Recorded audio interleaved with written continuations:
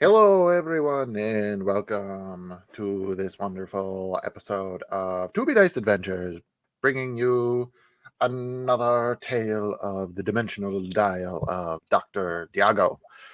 I am your Dimension Master this eve, known as Matt, also known as Wartornet out there on the interwebs, and I am excited to let y'all know what's happening tonight. You know who else is excited?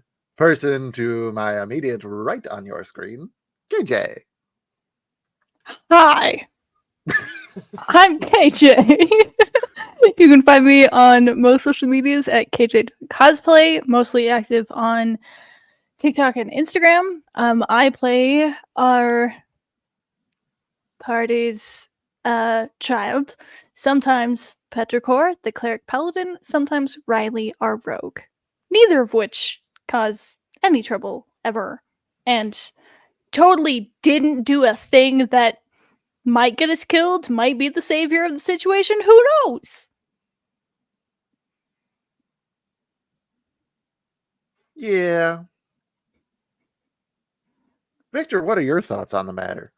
I think you responded with yeah. It's the kind of thing that makes me be like, hey, we're gonna be rerolling characters, everybody. That being said, Saying that won't hurt. before I get exterminated from existence in this campaign, hi, I am Victor underscore the Story Weaver. You can find me with that handle on the TikToks, where I bring forth a bunch of personalities, all of them cooler than me. They wish. They're just as cool. We're great. You're welcome. And I play Borrow, the Wandering Monk, at least for now. Um, a couple of hours from now, who knows? But yeah, that's and what do I think? I think it's fine. There seems to be a lot of low confidence going into tonight's session. I I'm don't Listen, absolutely, we're I'm absolutely, terrified. I'm I absolutely confident that I have enough extra characters to spare. I can't take this. Taylor, you must have a positive outlook on this session, right?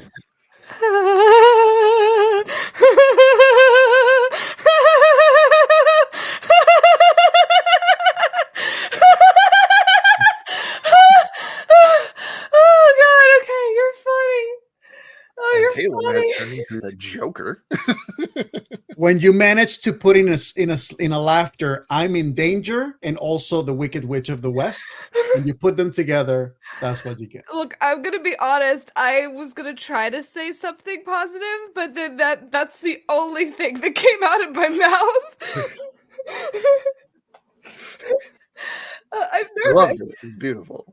Xanthi's already died once. Uh, it could possibly very much happen again. Granted, everyone in this party has totally approached this in their whole and like with their own free will. But aside from the fact that we like absolutely crave trauma when it comes to this. Anyway, hello, my name is Taylor, also known as Nerdy Pinup Girl on most social media platforms, mainly TikTok and Instagram. If you like special effects makeup, D&D, cosplay stuff, all that fun, crazy shenanigans, you should follow me. I play Xanthi Nightingale, who is our sorceress of the party, former alcoholic, and is just trying her best. That's all I can say. I mean, the first three just really don't feel like you guys are gonna be making it out of this session, at least with the same characters. So as my last beacon of hope, it can only come from the one and only Daddy Tarzan 2855. Greetings and salutations. You heard it here, folks. Daddy Tarzan 82855 on all social media platforms. Playing Clucky McClucker scene over yonder. This little fella. Clucky's still processing the whole fact that he is a flying weapon. That is all. You know what? I'm going to call that a positive review. I am the weapon. Shit. That is our cast. We may be joined in a bit by our guest for this arc of our story, Oz, also known as Son of a Ghost. We'll see what happens when or if he is able to show up. But until that happens, in the meantime, last time on the dimensional dial of Dr. Diago, our party had an audience with none other than the matron of ravens herself. A conversation that for some was long overdue and some very unexpected, as some things were learned, some things ended up being more mystery, and some things were just downright frustrating. But such is the nature of things when this is a deity having dominion over memory, and somebody has been tampering with memories in this dimension on a pretty grand scale. So the party had some questions, some things to get off their chest, as it were, to, to kind of call a goddess of life and death on her bullshit, basically. I'll say all in all, it went well. Yeah, well is the word that I will choose to use. It was unfortunately interrupted, as it seemed that the shop that they have been laying low in, Soul's shop, was targeted to be the site of a raid from the lawkeepers, and also the Minister of Evocation himself, Brumar Underrock.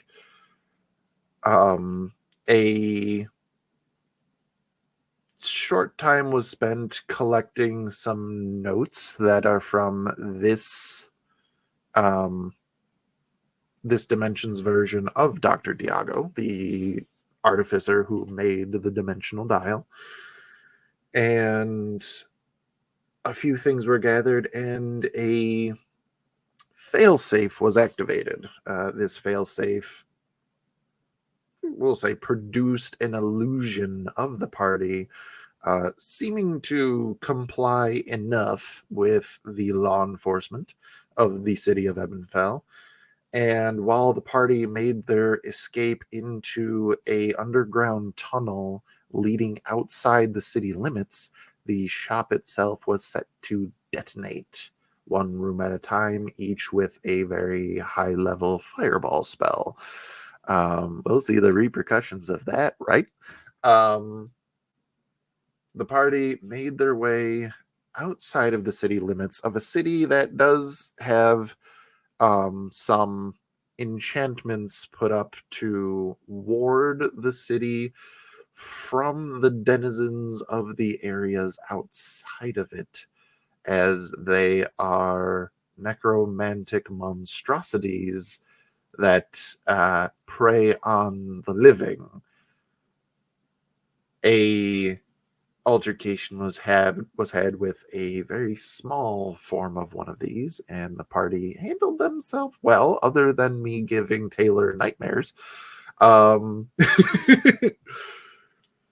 The group retreated into the wilderness, going to the doctor's laboratory, where a revelation was made about another hazard of this landscape, something called an echo cloud, revealed to be not just a cloud of gas that puts somebody to sleep if they inhale it, but also a rift in planar boundaries that could potentially lead anywhere, but is reason to be probably the astral seed, if you had to bank on where you would land, which just so happens to be where Soul's thought dead nemesis resides, a astral dreadnought that laid waste to his former party. The group entered the lab and came to the decision to attempt themselves, now that they are higher level and more powerful in the ways of the arcane, to just try to charge the crystal themselves. Some people who determined that they were less magically inclined stood guard outside the door, while three individuals, Petrichor / Riley, Xanthi, and Clucky McCluckerson, led a improvised ritual of sorts to attempt to use their arcane talents to charge the crystal. A scene was set forth of these individuals giving it their all, and a series of rolls had to be made, and the totals silently messaged to me. What could possibly be the total that they had to get versus the total that they didn't get? What possible outcome could happen if this is to fail? And the most important question, did it actually succeed? These questions and more have yet to be diced.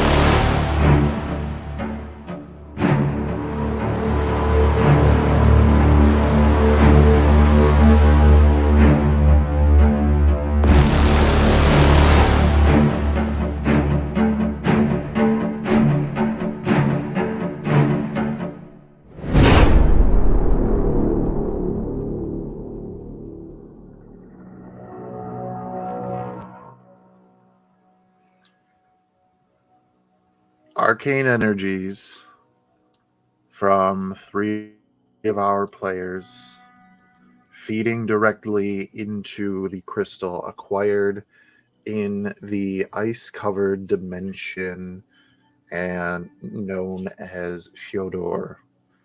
The crystal bequeathed to them by the Weird Stone, a meteorite of sort from who knows where that landed upon this version of the land and grants many different magical abilities to people who make the pilgrimage to see it.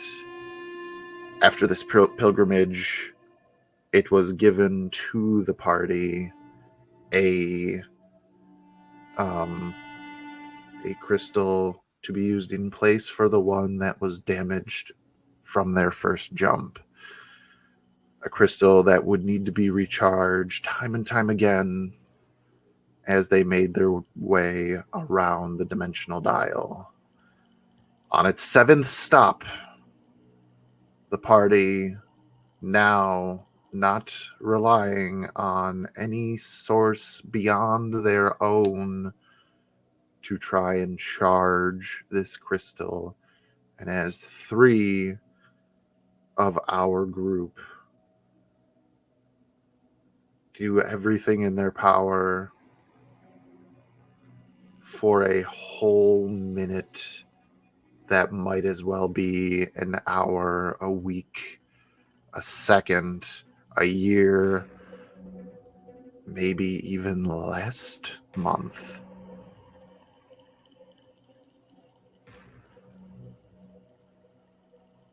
The crystal begins a faded glow of shifting colors, little by little getting brighter and brighter as you are all giving as much of your abilities to this as you can. Outside, Borrow standing watch with Soul and Jerry the Goose.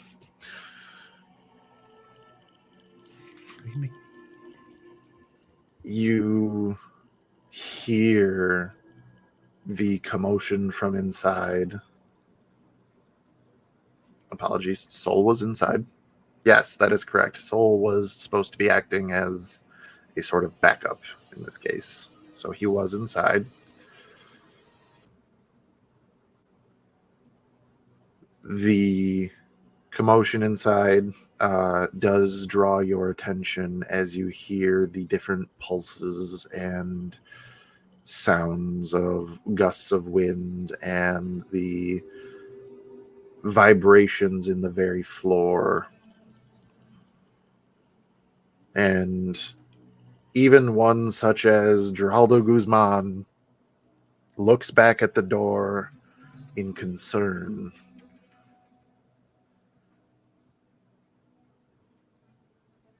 Petrichor, as you are watching this reaction, ever vigilant, knowing the stakes, you watch as this light that is slowly filling the crystal glows brighter and brighter until I need everybody to roll a percentile dice. Actually, no, I lied. I need everybody to roll a d12 with disadvantage. A D12? We never roll D12s. Including the people outside? Yep. Including the people outside, yeah? Yep. Fuck. Ah. This is why I specifically put the other crystals just in case. Watch as it doesn't mean, oh my god. I'm so fucking scared. Damn it. Oh god. Oh, KJ, roll once for Riley. Or roll as Fuck. well for Riley.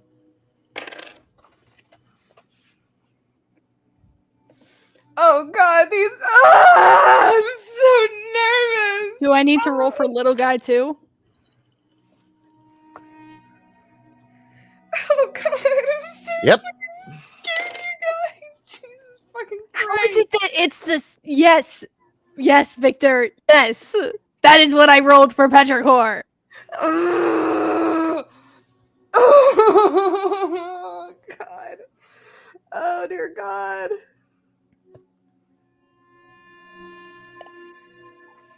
Now I'm scared. terrified of my dice. How do you Little all guy, roll so low? little guy is the only one that survives. Somebody hold me. I'm so scared. I would like a volunteer, not KJ, because they've rolled enough, to also roll for soul. I I'll do it. okay.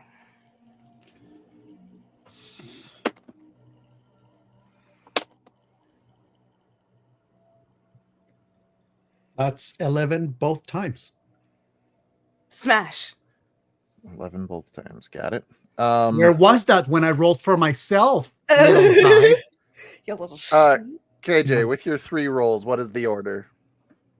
Petrichor, Riley, little guy.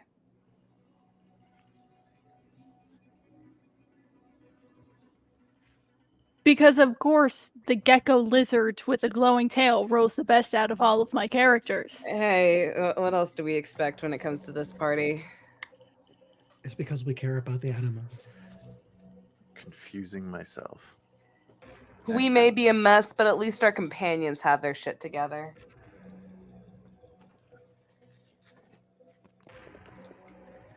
Okay.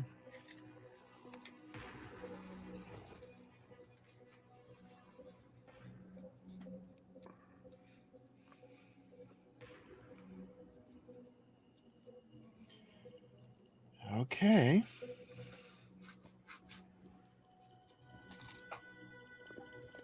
This only makes me more nervous.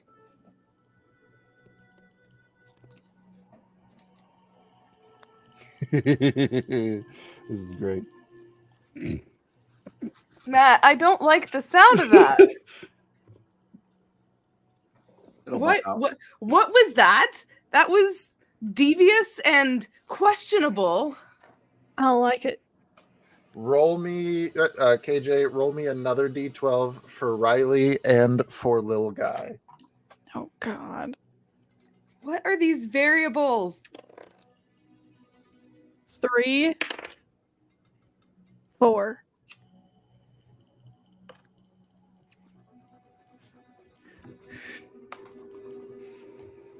Nice timing.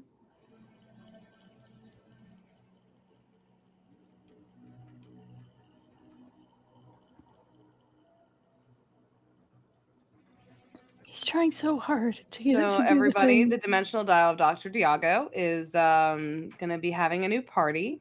thing.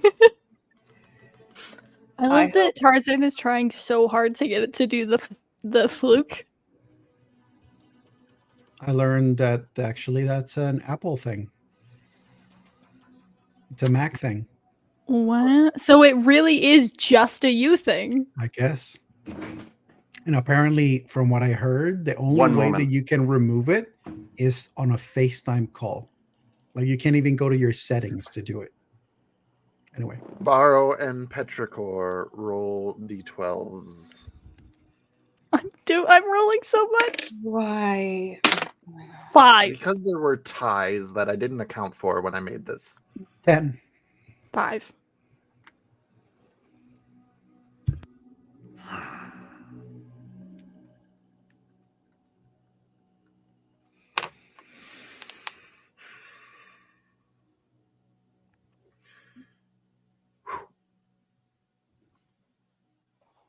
How was that a tie? Petrichor rolled a 1 and I rolled a 2.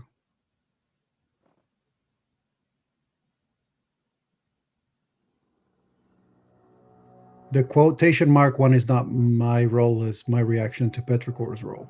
I rolled a 7 and a 2. Well, that would have put you in this order anyway. So, Yeah. okay. Excuse me. So, Petrichor, as you hear that sound, that chink, as you watch a fracture in the center of the crystal, much like the dial when it is working as intended, a pulse of light emanates from it, extending outward.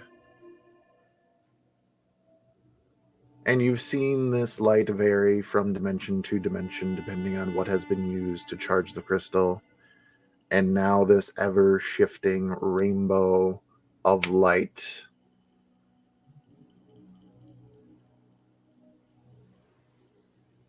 as everybody is consumed by it.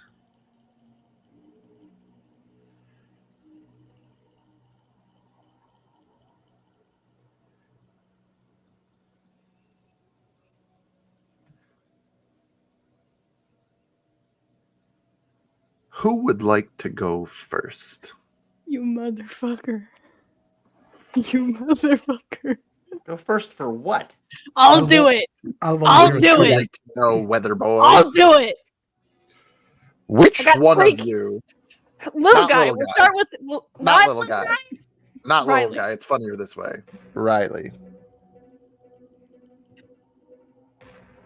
Actually, What is because of going how on? this happened, God damn it, Matt. Riley, your vision comes back, and you are standing in the middle of a jungle with Lil Guy and Jerry the Goose. Mm-hmm. And as Jerry's Mhm. looking around panicked, you are also trying to take in these surroundings, and this jungle does look familiar. Mm-hmm. Mm-hmm. Oh no. Oh no. Lil Guy, his tail starts to glow, like blink basically, rapidly. And as it brings your attention, you look where he is looking, and what Riley knows as a Tyrannosaurus Rex is chasing out of the jungle in your direction. Fuck. And the high-pitched scream from Jerry the Goose Checks out. can be heard far and wide. Who would like to go next? Borrow. You had a 2. Yeah, it's time to get This is good. frosty. Borrow and Petrichor. Because you both had 2s. What do you mean? Did I fuck up again? I rolled a Petrichor 2 rolled a and a 2. 1. I just can't read, okay? Apparently. You Fine. mean to tell me that Petrichor went back home? Petrichor went back Borrow. home. Oh my god! Borrow. You feel cold. Mhm. You feel a deep cold. And as you are trying to take in your surroundings again, you inhale, and that icy wind coats the inside of your lungs as you feel not earth beneath your feet, but snow and ice. And you can hear the reverberations of walls around you as you know you are inside of something. And before your gaze, well, before your perception completes, you hear something large shifting.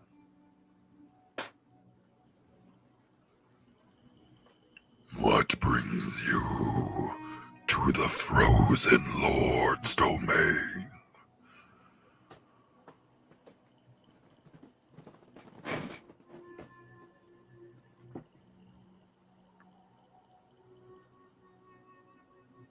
A failed attempt, not a choice. A mistake or not has led you to the death by Zizima.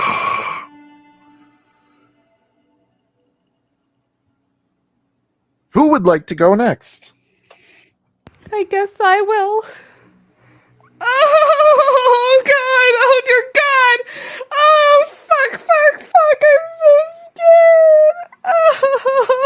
scared. What fortuitous circumstance be this? I hate this so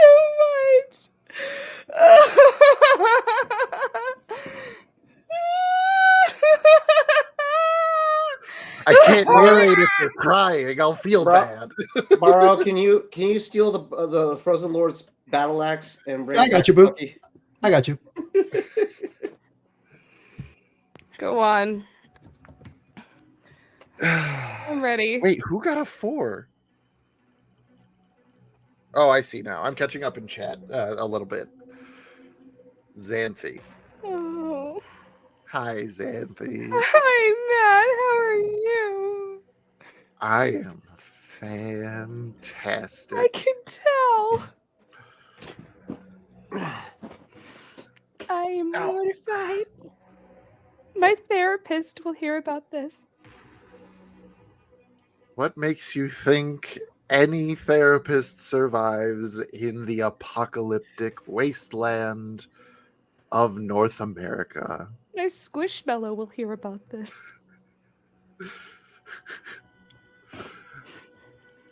You look around and you see, without going too hard like I did when you guys were originally here, just to get the image to tailor, tall concrete buildings, rubble, and vehicles overturned in the streets. And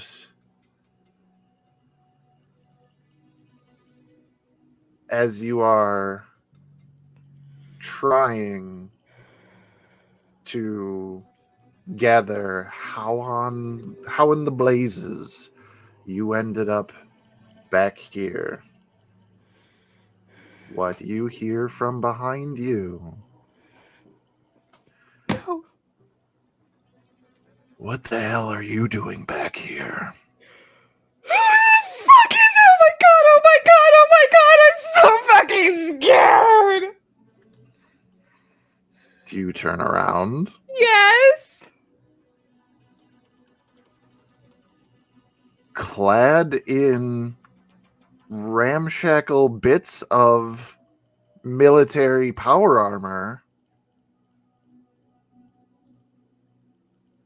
It's low. is none Slow. other than Lovatar.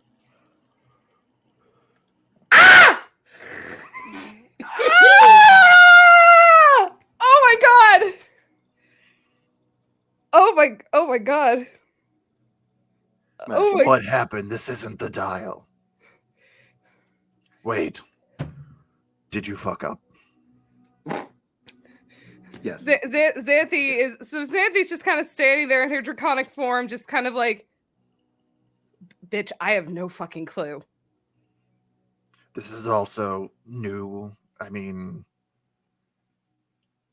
that's a lot of progress for, 3 months. Thanks. The 3 months? It had. And I believe that leaves us with Clucky McCluckerson. Not true. What do you mean not true? Oh, Petrichor. Ansel. yeah, we'll do Petrichor next. I take it back. Tarzan, you're good. Come back. You get a reprieve. Petrichor.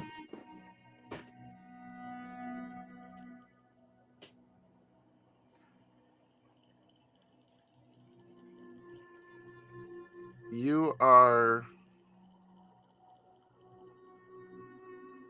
looking at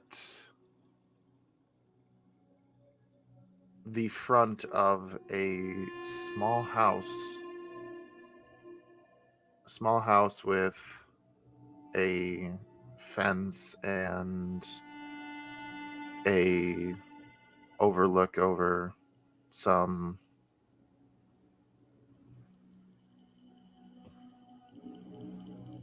it's in the distance. You can see a wooded area of forest kind of near what looks like the forest near Dr. Diago's lab. But it definitely, in general, feels like home. But you've never seen this place before. You see at the bottom of a small hill to your left a little village of sorts. Some people going about their lives, pulling carts, peddling different types of fruits and vegetables. Some people in the town square going over, just some people playing music, some people listening and dancing. But a ways away is this small residence. And what sticks out to you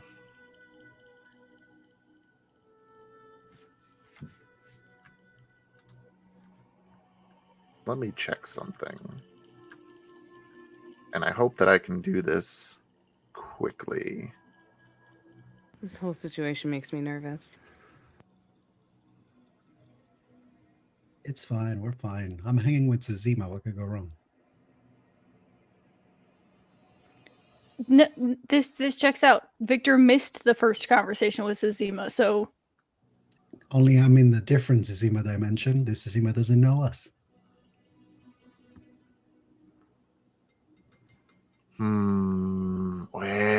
Where is it? Because I know you mentioned this. me? It's in Not the you. it's in the everybody levels up to level 20 button. I That swear to won't God, save you. if it's from fucking Victor, I'm gonna be. He's looking through DMs for descriptions. And it's not through mine and his. How do you know? It's either you or it's fucking Tarzan. I am looking through DMs, but there's so many of things that no one knows but me. I hate it here. You can always Join the ask. club. So as we're waiting for our demise, how is everybody doing? I'm so anxious. I feel like I'm gonna throw up. Smash. It'll buff out. It'll all buff out. You both owe me $50. Why? It's trademarked. Mine's also trademarked and I don't get money for shit, so back the fuck off. Wow. Mine is legally. No, it's Just not. kidding. I did not buy it. I wish I did. It'd be funny.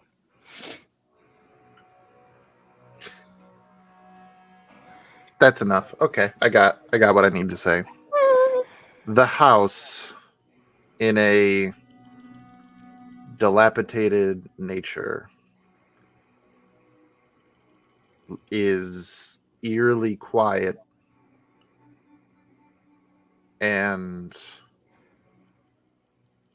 has definitely been empty for several decades, I believe.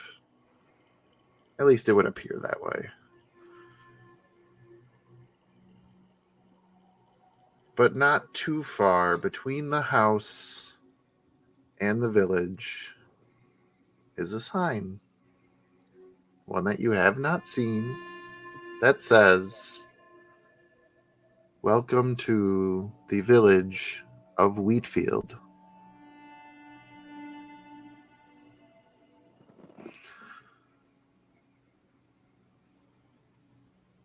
Clucky.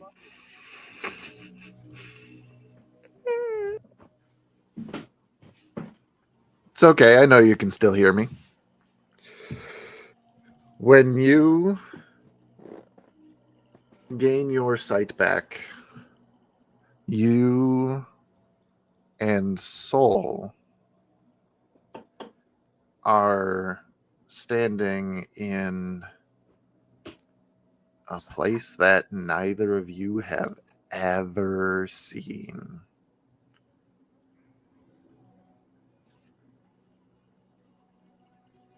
Really? How did I look up this bet? It was with disadvantage. Are you guys fucking with me? No, he rolled an 11 and a 10, and Soul rolled two 11s. I'm just blind. That's really what it is. I was just looking at the second number, probably, because I'm an idiot. Why did you guys put two numbers there? I just said roll with disadvantage. Well, because you get to torture Did us, you we roll? get to make things complicated. So just We're gonna make things as absolutely difficult for you as we can because we're in peril. I did do a So lot. we're- Oh, but Clucky going here. Oh god. oh yeah, because Lord. we haven't been to Oh, any of these no! dimensions yet. Soul These are and Clucky- future dimensions! Soul and Now- Clucky get a now I'm teaser in- trailer. I'm intrigued. Hit But- me with it. Hit me with it. I am so excited now. This is what you decided to do, Matt. So He's holding the Oh my microphone. God. Oh, my God. God. oh, my guys, God, why is he no. making that face? Oh, Clucky, no. Why is he making that face? Why No, is he Clucky, making no, that come face? back. I don't like this. Clucky, come back. No, Clucky, I'm scared. I lied, Matt. It wasn't 11. It wasn't 11. I'm so excited. Clucky, Yes. you stand before the dimensional dial.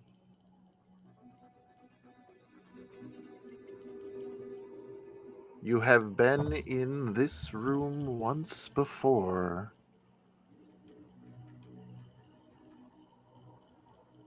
And It looks fine. Nothing is overturned. Nothing seems out of place. Everything is exactly where it would make sense to be. I mean, at least for as far as Clucky can assume. And I will ask this, as it only makes sense to give a check in this specific case for this specific person. Make an intelligence check. DC 20.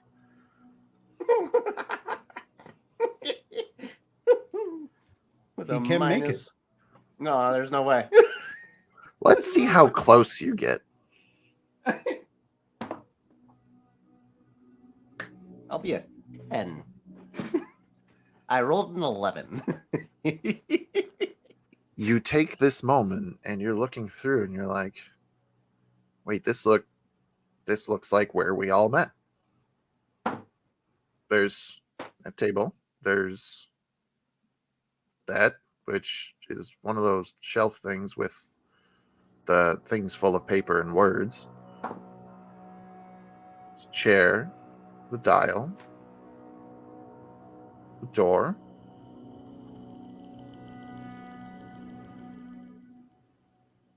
Am I back to where we came from? But there is one thing that stands out in this particular room that is so much different than the laboratory where you came from.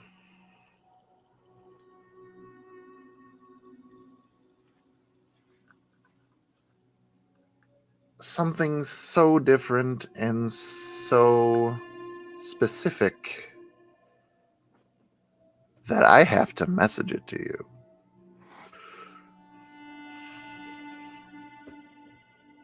I get secrets? What?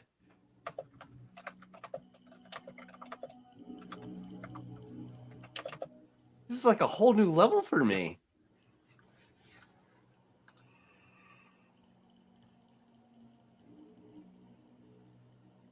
Well, clearly I would.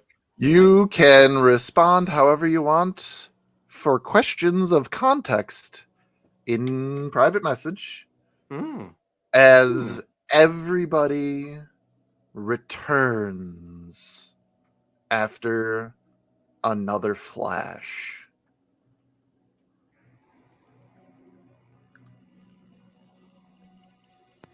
And I'm just Avatar gonna says hi. 1, 2, 3, 4, 5, 6, 7, 8. I'm just gonna let me get, yeah, that's gonna work. We're gonna start.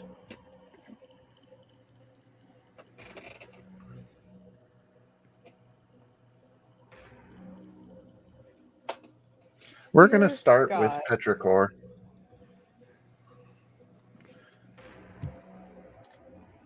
You come to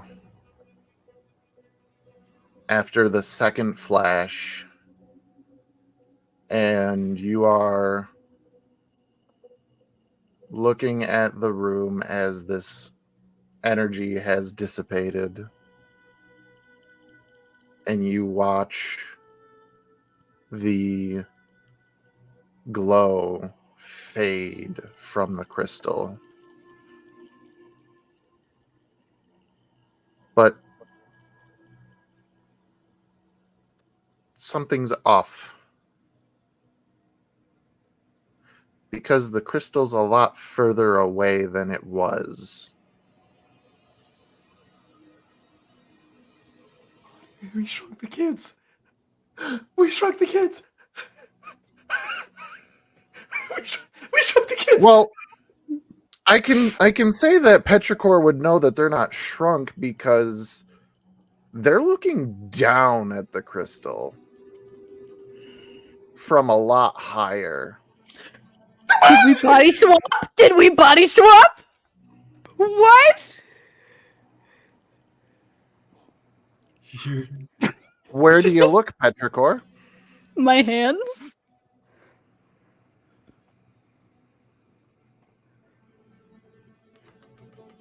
It's been a while since you've looked down and seen your hand as metallic.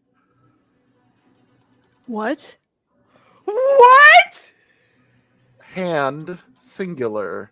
Oh my god. I'm looking around immediately.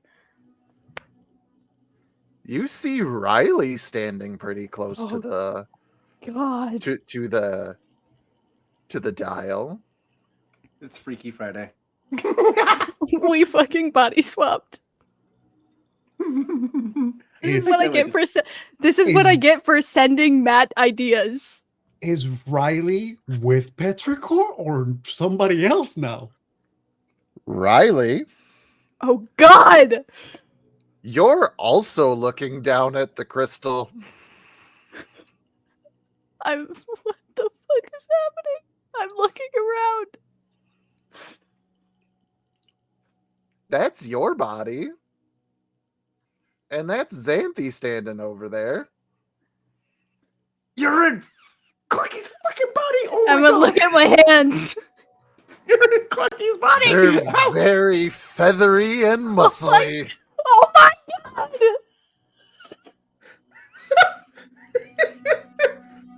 Give me my fucking body back. Wait, what about little guy? What about little guy? Clucky, since you're saying give me my body back, Oh. Oh god. because you're looking up at your body. Actually, yes, you are looking up at your body. Oh god. I'm a goddamn gecko. And something else happens as you are looking up at yourself. You hear in your head, when did Clucky get so tall? Why can't I move my arms? Oh no, soul. Still look like you're sharing a body. Oh no. Well, no longer How do you having turn this thing? So Clucky's in control. Not only that, the only thing that Soul is hearing is bark, bark, bark, bark, bark, bark. Oh god, he's not worth the bracelet. Oh no. Clucky? Oh no. Oh no, Clucky. Clucky, I need you to look around. Clucky, I need you to look around. We're not gonna make it, guys. We're not gonna make it. The only thing, the first immediate thing he's doing is beelining it for his body. Going straight for the face. Straight for the face. Oh no.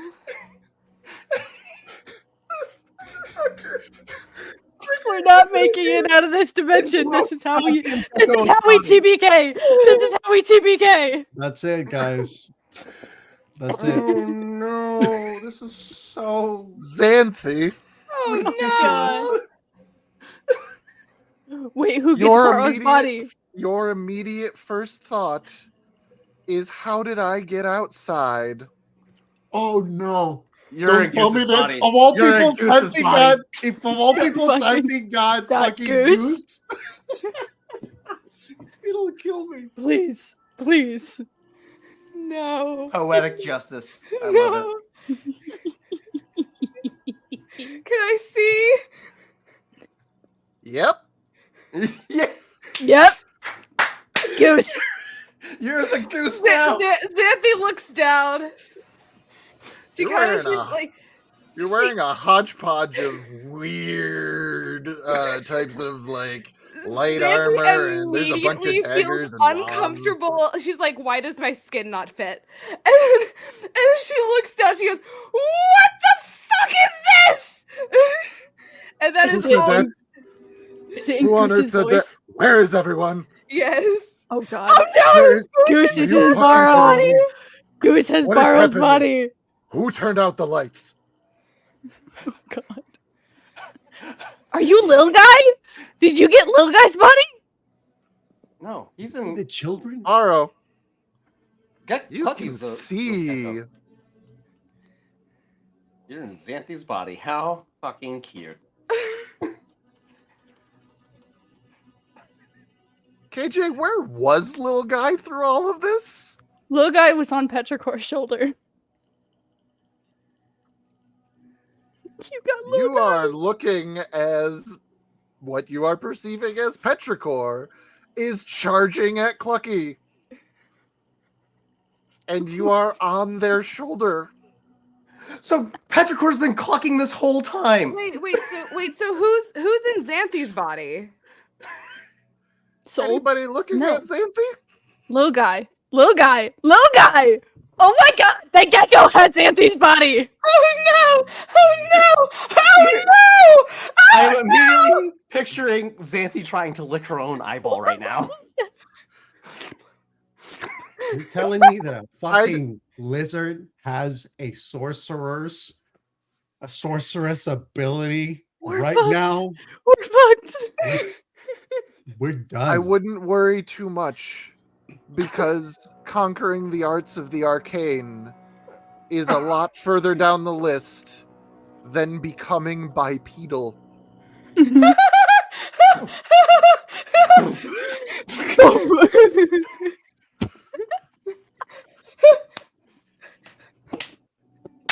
This is absolute chaos. Oh no! Oh no! The official list, for clarification, write it down if you feel the need. I am. I am. Plucky is in Riley's body with Soul. Clucky currently driving. Jerry is in Barrow's body. Lil Guy is in Xanthi. Riley is in Clucky's body. Xanthi is in the body of Jerry the Goose. Barrow is piloting Lil Guy. And Petrichor is piloting Soul. What have we done? If anybody ever wondered, like, what's a way that a DM kind of gives you this is why you don't fuck around and find out when I tell you to do shit. Listen, This is it. I will take partial responsibility because I sent him a video like, this would be funny. It's not funny anymore. God damn it, KJ. It's I not just funny wanna- anymore. I This can is why we neither can't have confirm nor mixing. deny whether or not that inspired this, but as I was thinking of what could happen, I just went, This they're is all Regret going to go somewhere. But who says that they're going to be in the right spot when they come back? Xanthi's just like, why is there such an unpleasant smell? What is this? Please stop talking so loud. Shut up! Why am I so loud and mean?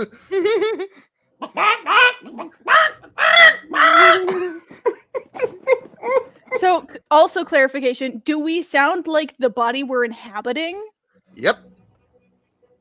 So That's just fucking Petrichor Clucky clucking. sounds like Petrichor's voice just clucking. Out of all the fucking people, I get stuck in this fucking stupid little tubby body. Please, for all that is holy, just stop screaming. Xanthi's I'm gonna little guy, turn to so Barrow I and be got like, nothing. You got nothing. He I got can't nothing. talk. Fucking hell. Oh shit. I So think to those on the being inside, I there think is a scene being- happening outside, and to those I think being outside, charged at by this little frame, I think Xanthi immediately grabs Barrow's body and obviously the goose's body, drags them inside and goes, "What the fuck is going on here?" Riley is just holding Lucky as Petrichor up in the air to keep him from just attacking. Oh dear God! Oh, it's so much worse than I thought it was. Just fucking feral clucking as he's losing his mind. In the child's voice. Clucky, I need you to calm down. Please, just calm down. Just one.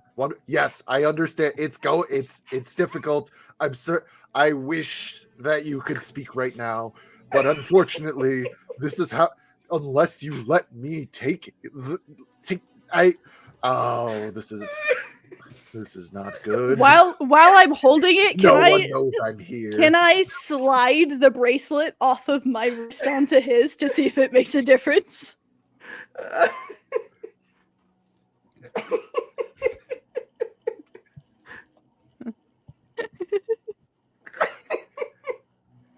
Tarzan's just losing. So this is the weird thing because that item was not. It's not like a bracelet of animal speak or something that I can go look up its stats on.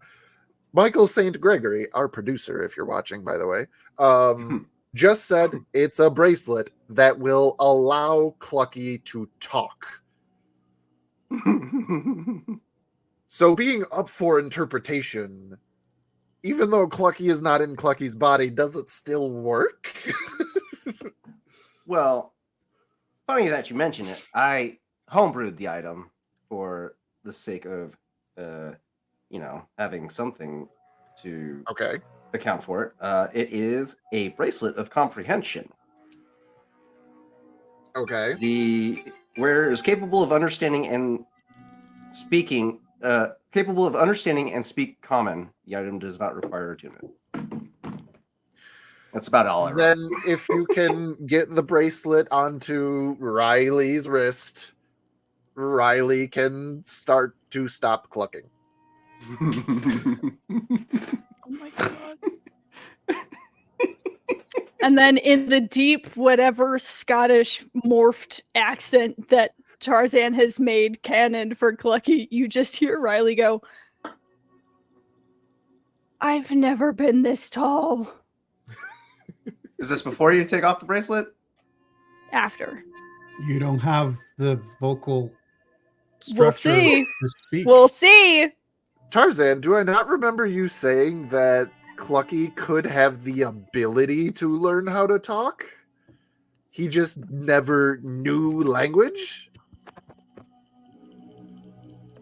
So it's interesting. It is. It is. It absolutely is. Had he grown up around creatures of his similar build, they probably could have taught him how to, project and formulate words. But he grew up as a chicken with a human. So, I mean, the world may never know until Petrichor tries to talk. Until Riley becomes you. Let's see. I'll roll a percentile. Let's roll for it. Let's see. Above 50, you're able to speak, but it is broken and barely comprehensible. Below 50, you're not able to speak. I'd say make it higher if it's like a physical structure, like the I'd say like physiognomy of a chicken. 80. Like 80 or like above. 75 or 80. Because it's not like a 50-50, like you are a chicken. Yes, True. punish yourselves. Shut up, Matt. Shut the fuck up. Keeping it real. 75. Above a 75, you're able to formulate broken words. Okay. Anything less than that, no. All right. I'm also going to roll for a little guy. Above a 2, I can speak normally. Okay, roll a d1. I accidentally rolled 2. It's under, isn't it? 30. Yep. Exactly. So you guys are going to have to share the bracelet or come up with something else. We have the spies' murmurs, and every single one of us are attuned to them. Except for the gecko. We got... That's true. Fuck. I didn't think about this. Nobody does that mean- expects this. Wait, does that mean little guy can communicate now? Kind of? If he had any idea what that meant. Fair. You could formulate words. My God. Oh, this is brilliant. How the fuck are we gonna get out of this? Xanthi is canonically now standing on all fours. Just my eyeball needs moisture. With her eyes going in two different directions. No. She's gonna have such a fucking headache after she gets her body back. Thing is, Xanthi already Yeah. constantly has headaches and like body pain, so that'll be nothing new. Little guy is suffering withdrawal. Not really, but Petrichor my is in shock and is just kind of staring. Xanthi's angry. She is pissed that she is stuck in this little man's body. She is just fuming. Like the goose just looks. So yeah, as soon meanwhile, as Baro is holding his hands out like he can't find anything. Yep. So after you slip on the bracelet, yeah, that's when Plucky is able to start formulating words as Riley. Just Mimic the all of a voice. sudden- all of a sudden, now speaking with the FD Scottish accent. Hey, give me my body back! Do it! No! What are you doing? Why is the child asking for their body back? What is it? Am I not? Oh, fuck, I'm the blind guy. Xanthi is going to take him out and just go, by the way, guys, Lovitar says hi. You did, Oh, you this said is a Lovitar great time to wrong. drop that. Thank you. Uh-huh. Immediate freeze.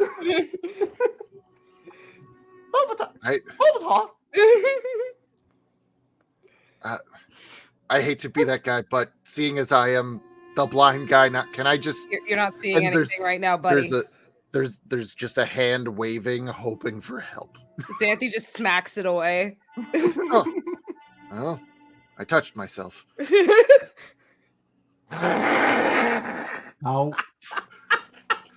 How would he know? Xanthi just turns, goes into a corner, and starts screaming. Just ah! Oh my Lucky. god. You begin hearing, Clucky, tell her, is that Xanthi? Whatever, tell them to stop screaming, because it's too loud. Ah! What the fuck Lucky. was that? They're going to hear all of us. We need to be level-headed. Petrichor just kind of like raises both hands. How the fuck What the am I fuck was gonna that? imitate fucking Soul's voice?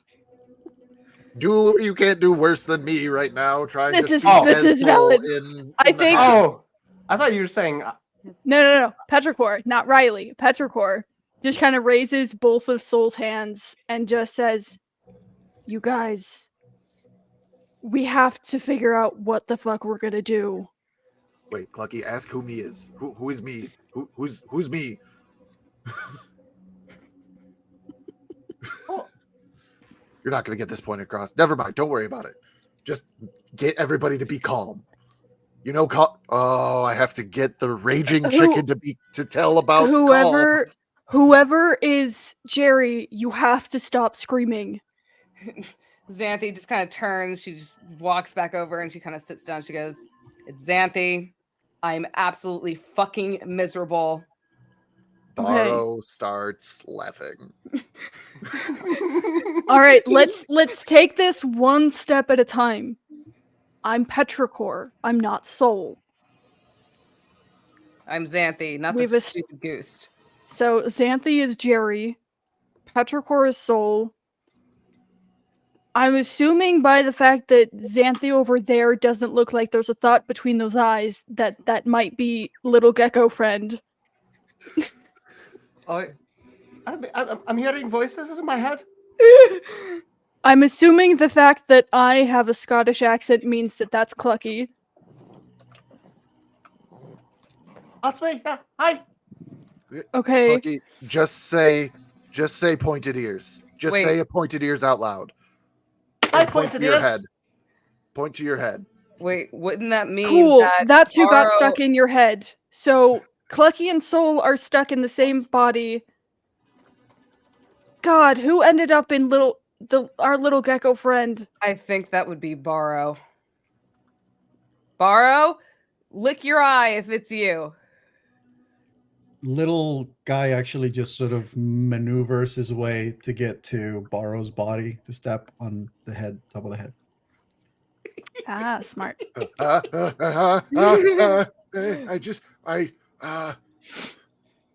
Where's is Borrow's that? staff?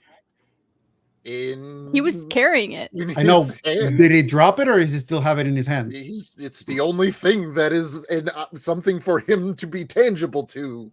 Okay. It's his lifeline. What the He doesn't know fuck what is to going do on? with it. So Jerry is Borrow.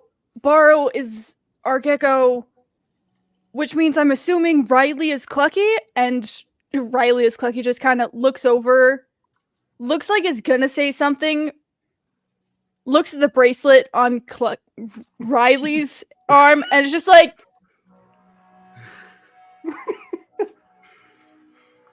I'm so fucking confused.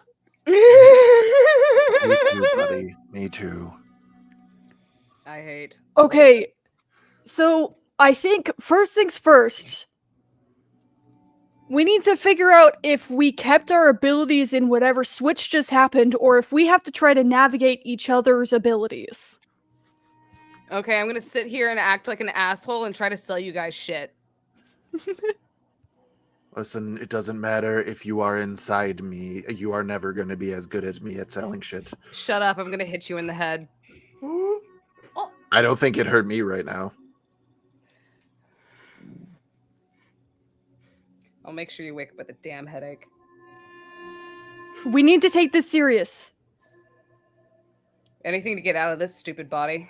Riley is currently trying to channel their energy to summon Mr. Clucker into their hands.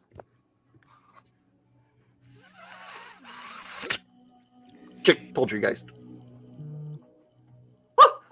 I Wait, fucking did it! no. Fuck. That's not how I wanted to do this. This is Ah. Riley trying to do... Riley's body. Petrichor was the one in control first, though it's Riley's body. So we have to figure out which one got who. This got so much more complicated. You're welcome.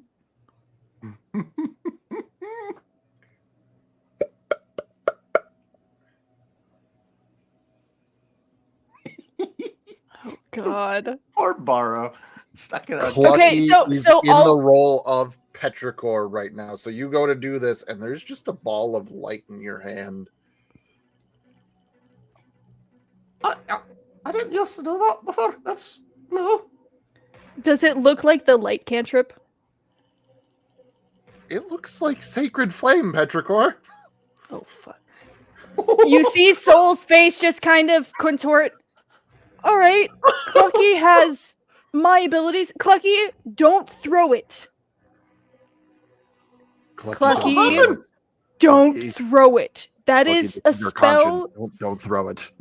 Clucky, that is a spell that is specifically used to do damage. If you throw it, it will hit somebody. It doesn't have a non-lethal target. It will always target a person.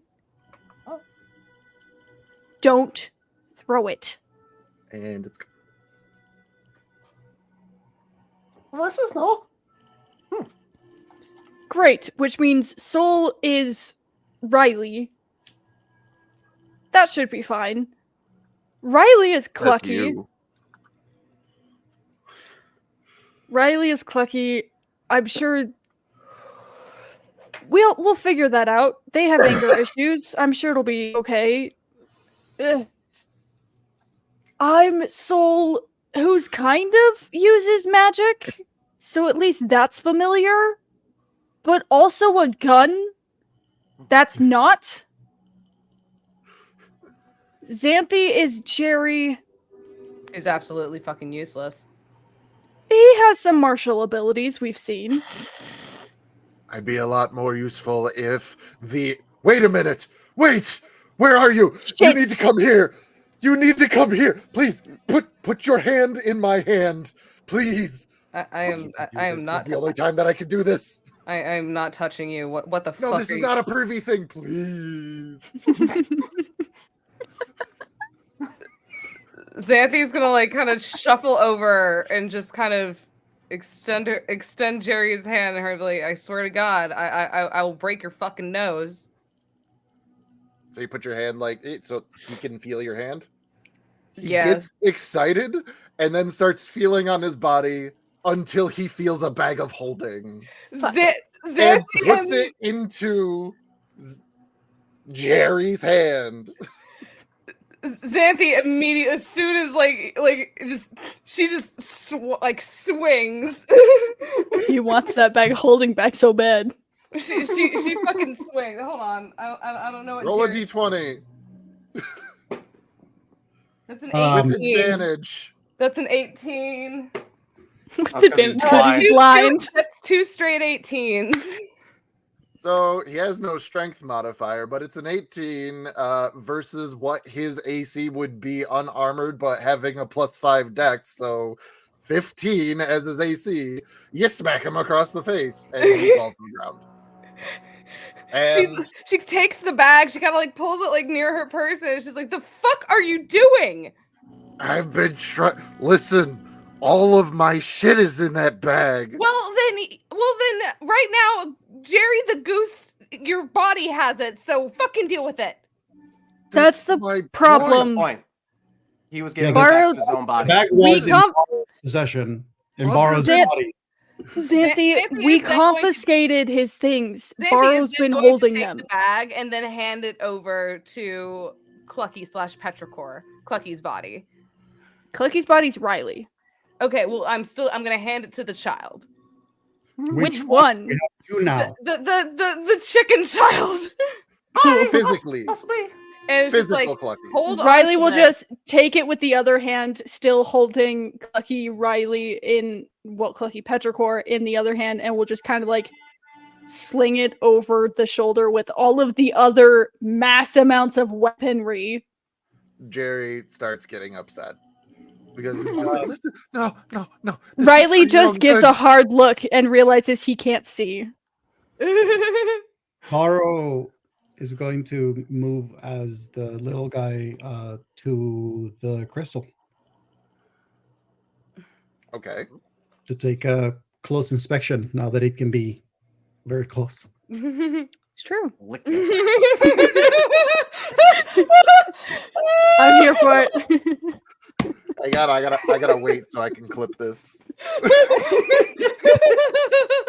Oh my god. He's still going. He has to get advantage for that. Inspiration. Oh, See that's everything beautiful. now. Product inspiration.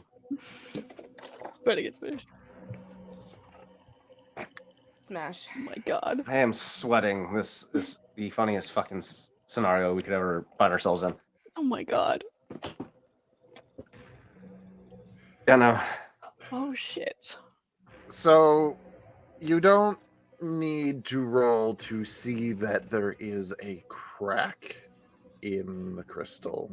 Ah, shit. Who's got mending? The body. I don't have Soul's character. Nobody has reference to Soul's character sheet. I don't know what the fuck I can do.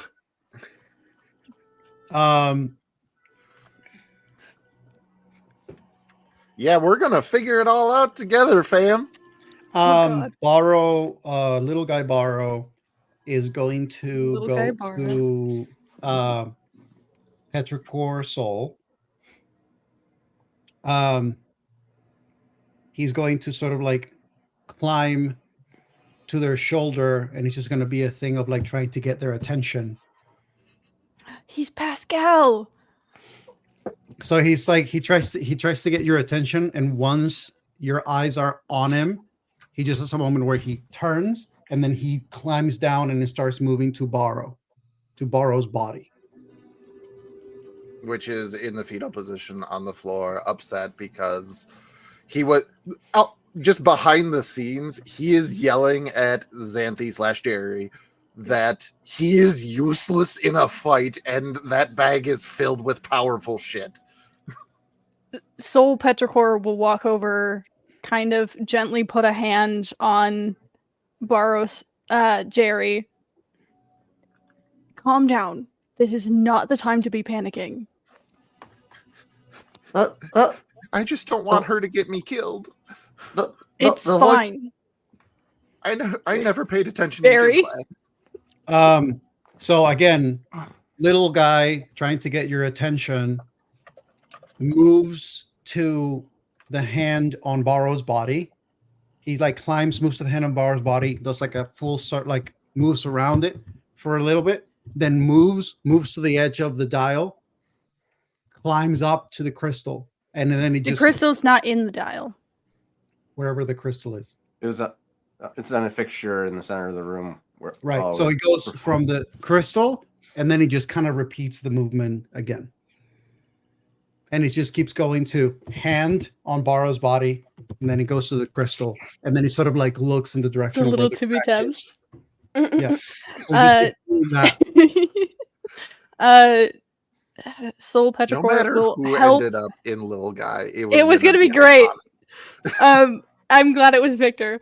Soul Petrichor will help lead Barry. That's what I'm gonna refer to him as now. It's easier. Will lead Barry over to the crystal. It takes a moment, but he follows. There is a voice in my head saying to call him point at others, and he's saying, "Keep your voices down." Clucky, so what's happening? This is what me and Riley normally experience. One of us can always talk to the other in the back of our head while the other's in control. You're in control. Soul is in the background. You're me. Soul is Riley. He doesn't get that on any level. Breaking Clucky one session at a time. Inside Clucky's head, he hears you. Yep, I can see the wheels are not turning. They're right here. I am looking at the wheels, and they need some grease because they haven't moved in quite some time. Flat line, just a flat line. Flatline. It's so God. smooth in here. He's got a smooth brain.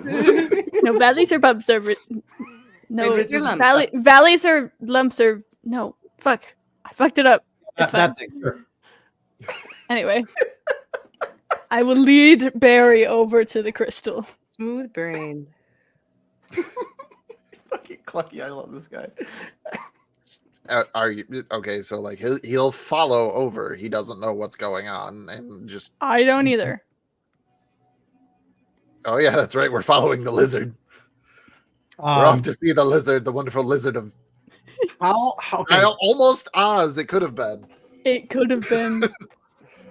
How much out of its capability of being a gecko or whatever this actual creature is would Baro be able to push beyond, in the sense of like the gecko's ability to only be in 4 legs, or like lift 1 leg versus like always be 4 legs on the ground? Like what level of Because you know how it's supposed to work, the muscles just like aren't used to doing that.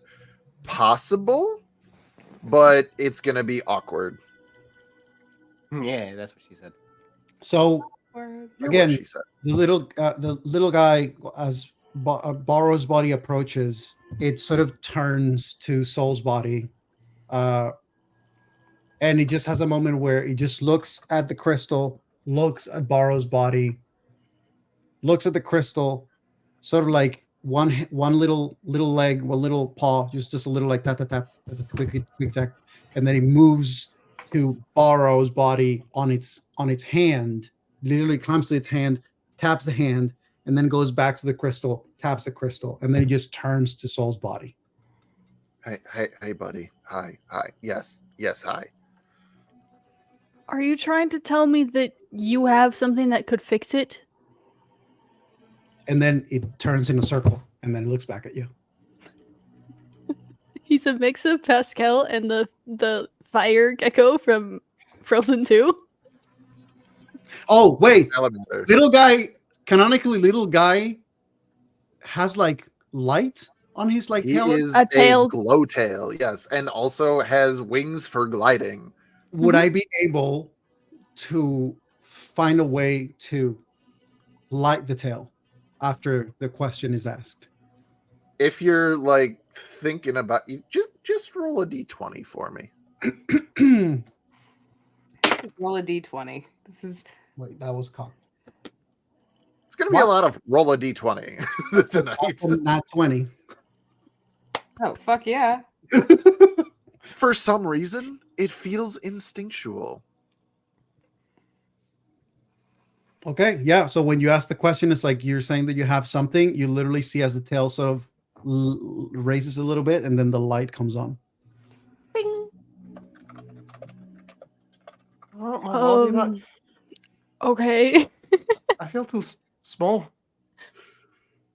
Why is everything so Clucky, big? Clucky, not now. We'll get there. How do we know that he'll know how to do it though? He literally has a moment where he looks back at its tail that's glowing, and then tries to focus to turn it off. And then he Yeah, I will does. say with a natural 20, you are able Yeah. to. So You're he like, literally oh, just that's has a how that moment- works. You got it. So he looks at the tail that's glowing, that looks back at you, and then you see it. His head looks down, and then the light comes off, and then the light comes back on, and then he just looks at you again. Okay. And we'll turn to Barrow and, well, Barry. And we'll guide his hand to rest against the crystal. Ooh, that feels What? expensive. Don't even think about it. Not like I could get away. I'm going to run into a wall. It's true. Okay, so what Gecko Barrow is essentially trying to communicate is that he has some kind of ability to help fix it. He works in a lot of energy work, so it's not, I mean, technically magic, but it's just manipulation of energy. He like hands still on the crystal that is like that is the only part of his body that is not moving. As he begins to like physically get exasperated, he goes, "I just sell magic items. I don't have a magical bone in my body." Just think. Despite what the ladies say. Okay, all Shut the fuck what I'm up. gonna have you do, okay? Just I need you to listen to me. That's I all know you can't. I know you can't see, so just close your eyes. Okay. He like pokes his eye to make sure that it's closed. What I need you to do is just breathe. Focus on your heartbeat and your breathing. Barrow Lizard is going to basically get on top of the hand that Barry has on the crystal, so that he can provide whatever assistance he can the way that he knows little guy has Okay. assisted him in the Help past. action. Just Okay. focus Check that inspiration. intent into healing, into mending, into fixing. Good energy. Is that really possible for someone like Jerry? Xanthi, Really bad for nature. focus. The blind one sounds funny. Like, Focus. All right. All right. Everybody shut up. Everybody shut up. Everybody. Why? Who is shuffling?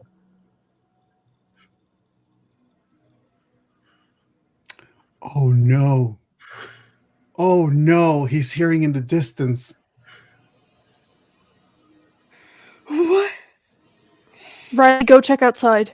And Riley will, with fucking Clucky Petrichor still in hand, will just kind of turn towards the door, realize is still holding said person, gently set them down with the Like always. motion to stay, and will go towards the door to look outside. like holding a bag of grapes. Yep. This is gonna make for some interesting TikTok content. I mean, you're not Listen. wrong. I get to pretend to be Clucky, you guys. Where are you going with my body? I can't wait to The just have bat. Xanthi as a lizard. Like as soon as Clucky Petrichor says, "Where are you going with my body?" They're just like will turn around quickly and be like, I will turn back around to go towards the door. So you're going outside? Not outside, just to the door so I can look out. You can extend your neck. Out. About like 3 feet. Just They got the long necks. Oh my god. This is brilliant. I get to do the You- bird head twitch. Look out into the distance and you see the echo cloud that has disappeared from where it is. It has moved on. But you look right, you look left. You know, what the heck is going on? And this is Petrichor holding. It is Riley and Clucky's body holding Clucky and Riley's body. No, I put them down and is motioned for them just- to stay. It's just me. Okay. You look around, you look left, you look right. I don't like where this is Roll a going. d20 for me. Ah! Trucky, you bastard. Listen, Ricky, I'm here for it. Ricky! We got Barry and we got Ricky. 13. 13. Tarzan, what is Clucky's perception modifier? Oh my god.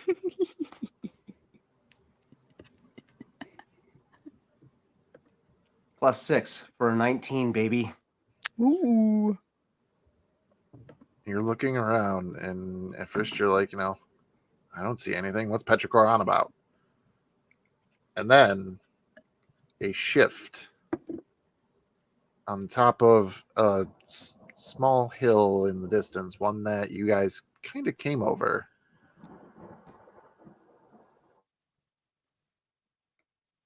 Oh, we Humanoid? lost Matt. Oh, there he is. What do you mean you lost me? Are we good? There you go. Is that humanoid? Why is it moving like that? What is going on? This makes me so fucking nervous. We are in the wilderness. And then what you see are glowing white eyes looking directly at you. Riley closes the door. And just using the Spice Murmur because knows that Clucky has one and is attuned just to everybody who has one that is fully attuned to it, which should be everybody. It's just there's something out there that looks humanoid but isn't humanoid. It has white glowing eyes. We shouldn't go outside. What the fuck are we gonna do? Fucking great. Jesus Christ. I can't do shit in this body. I Jerry I tried to doesn't help have with one. that. I just heard another. Oh wait, this is all internal. Jerry can't. Wait, no. Xanthi can't communicate because Jerry's body doesn't have a Spice Murmur. So Sandy I didn't just heard hear. another voice. So Xanthi did not hear that. God damn it. Then everyone will hear a ear-splitting screech from outside. Are we gonna have to do combat in each other's bodies? This Oh, is gonna no. be so chaotic. This is gonna be so bad. And Jerry just goes, "Well, that doesn't sound good." Um, Damn it, God Barrow, fucking- God Barrow fucking Lizard damn is just tapping on his hand to just keep him on keep him focused. And just like, and Right. what the fuck did I do for Soul Core? We're using it. Is just like intently squeezes a little bit on his hand. Just focus. Okay, try to block out everything else. Your breathing, your heartbeat. That is it. Positive light energy. Petrol. Fucker. He's Close. trying his best as Riley and Clucky's body is closest to the door. hmm You hear Just like barred up against it. oh, perfect. Fuck. Make a roll a d20. Lindsay? I'm here for it. What's gonna happen to my body? 19. Ooh, you're What is good, Clucky's baby. strength modifier? Do you need to even ask? Because that's a Yes. Because it's 30. not a 5. That's a goddamn 30 is what it is. Xanthi's gonna Beautiful. die just because a fucking lizard is in her fucking body. This is fucking great. It's fine. Riley, Mhm. as you are braced up against this door and looking at everything, trying to figure out, is Jerry the Goose going to be able to focus in this moment? You can't help but hear and slams up against the door. And just like, gah! I need everybody to roll initiative. Fucker! Wait, Do I have to roll 3 how, sets of it? how do we roll initiative? I have the good little guy. Very carefully. Okay. What's Jerry's? You know Okay, what? hold on, It's hold on. just One at gonna a be time. D20s. One at a time. What is No, we can do Petrichor's modifiers initiative? just one at a time. Petrichor has a +2. That's an 8 for Clucky. That checks out. What's Jerry? God damn it! I have none of Jerry's. Jerry has a +5 dexterity modifier. Little guy So has whatever- a +2 to initiative. Okay, one at a time because we're getting so many things going Yeah. here. So, hang on, we're gonna go back to this page. I'm so scared.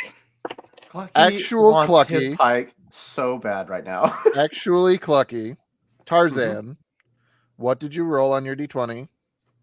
It's a 6 plus Petrichor's 2. Petrichor's initiative. 2. So 8 for Clucky. Got it. Soul is not piloting right now. What is Barrow's dexterity? +5. Oh, this got so Good for chaotic. Jerry. He's not gonna be able to do shit. What did Jerry get? God. What got is blind sense. Xanthi's initiative modifier? Poor little guy. What is Taylor, Xanthi's what's your? initiative Oh, modifier? Xanthi's is I think +1. Let me check real fast. Sorry. It's your You're fine. dexterity modifier. Well, God fucking damn it. Fucking logged into the I just need to originally I just need Deep to focus. I'm sure. Look, okay, Matt, this is a very stressful situation to put us in. And if you expect me to behave any sort of rational way from this I'm whole Forget all for it. thing that's Forget been happening, it. Knowing no, you, it's- I it's expect out you the to window. behave anything If but anything, there's rational. not a window. It's like the airplane ripped out half of the fucking wall, and +2. everyone's getting sucked out. I heard +2. Yeah. +2, yes. Sorry. What did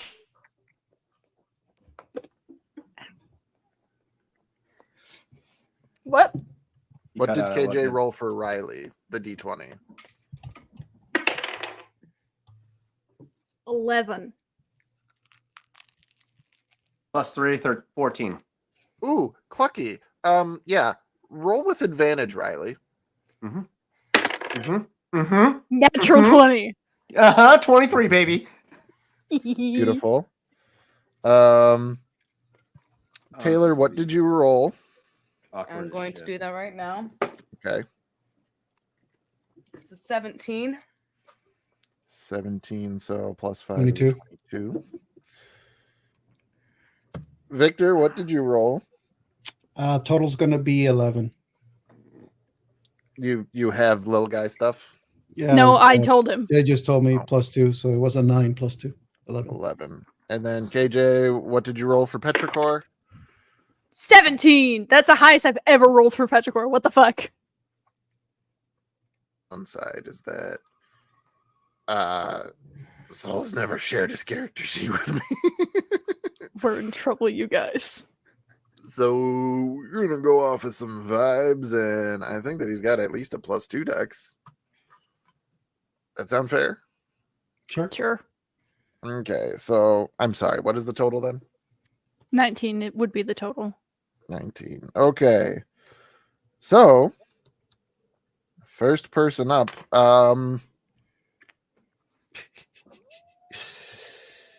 This is It's me as Clucky, isn't it? no, it's not. It is It's Jerry not? Asbaro because he Oh, got a shit! natural fucking 20. Oh god. So Oh God. okay, so this is gonna be the rules, all right? When we are doing rolls and things, just keep up your own character's stuff. If you are making rolls that are mental, being that they are using intelligence, wisdom, or charisma, you use your own stats. If they are physical, being strength, dexterity, or constitution, you are using your body's stats. So we will have to figure those out. You have the abilities of the body that you inhabit, and none of What's your that own. fucking mean? All right. That means that, for Jerry- instance, I'm Riley pulling up Petrichor right now. is an Aarakocra barbarian.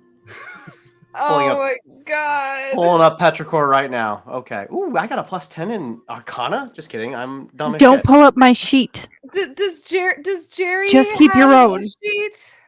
No, Jerry is my brainchild, so we're gonna make this happen, fam. Hey, did I give him a sheet? I can't remember if I actually made him a sheet. If I did, it wouldn't be on D&D Beyond. No, I you think can it's more do it. fun if we don't get to look at anybody else's sheet. You just keep your own. So Tarzan, get out of Nope. Petrichor's character sheet. Alrighty, so what I'm going to do is basically the goal here, Victor, because you rolled well, so whatever you intended is what is going to be being attempted. Are you trying to get him to use key to I'm trying fix to get the him- crystal? I'm trying to get to use mending. Yes, the You mending know the spell. mending cantrip I do. as a cleric. Well, It's one of my okay, cantrips. so this would be wisdom based. Fuck. Oh no. Jerry is not the wisest individual. God. Help action because he has a little guy that is literally solely focused. Which And would him mean help. that he also gets a D6. And advantage. isn't it? And I'll challenge you to say if Jerry really is desperate to make this work, to roll to see if he can cast guidance on himself. One thing at a time. Okay, so with the action that Victor is talking about is inspiring help. I'll make you So- this deal, Victor. I hate to Mhm. interrupt you, but I will make you this deal, Victor. If he fails to cast mending, he might cast another cantrip. No! I mean, I think the only other cantrip would be guidance. I have and spare the dying. Okay. Okay, so as long as it's Okay. nothing that can destroy the crystal. That was what I was worried about. No, He took one level in cleric to keep the baby alive. yeah, it's literally all his healing property based. I dropped a D20. Sorry. Oh wait, I found it with my foot. D1 D&D. Alrighty. This is What do you say about inspiring guidance, Petrichor? So the ability you're talking about is called inspiring help. So an extra d6 to d20 roll of the person who is helped. If it's for an attack roll, there's a whole different thing, but it's not. It's for this in particular. So advantage and a d6. If he's successfully able to use said ability. It's basically just Borrow trying to be helpful, and this is kind of an innate thing that little guy can do. because he's the nature of Loki. He's just so friendly. It's very He's nice just a having little him. guy. He's so cute. Just a He's little just guy. helpful by his presence of adorableness. Rolled We with need to advantage. name him. Added a wisdom modifier and added a d6. Jerry casts mending. Borrow, go ahead and read mending for me, specifically the duration. A minute. Mm-hmm. You That's We got basically 10 rounds, fam. It's fine. yeah. Yeah, but yes, the spell repairs a single break or tear in an object you touch, such as a broken chain, 2 halves of a broken key, torn cloak, wine skiing, as long as the break tear is no longer than 1 foot. I go, how much you mean it isn't? Because that crystal is not that big. No, I it's don't not. think so. No. Yeah, you mend it, leaving no trace of the former damage. So yeah, it does say this spell can physically repair a magic item or construct, but the spell can't restore magic to such an object. So obviously, I cannot put magic that wasn't there before. Correct. But yeah, that's This- a minute. The fact that we are going to have to fucking fight these things, We don't even know what they are. not in our bodies. I'm pissed that I can't. This is fine. Xanthi is a fucking lizard right now. Okay. Yeah, We're gonna but figure out what that means. Yeah, at least you're not a So, physical lizard to fight right now. so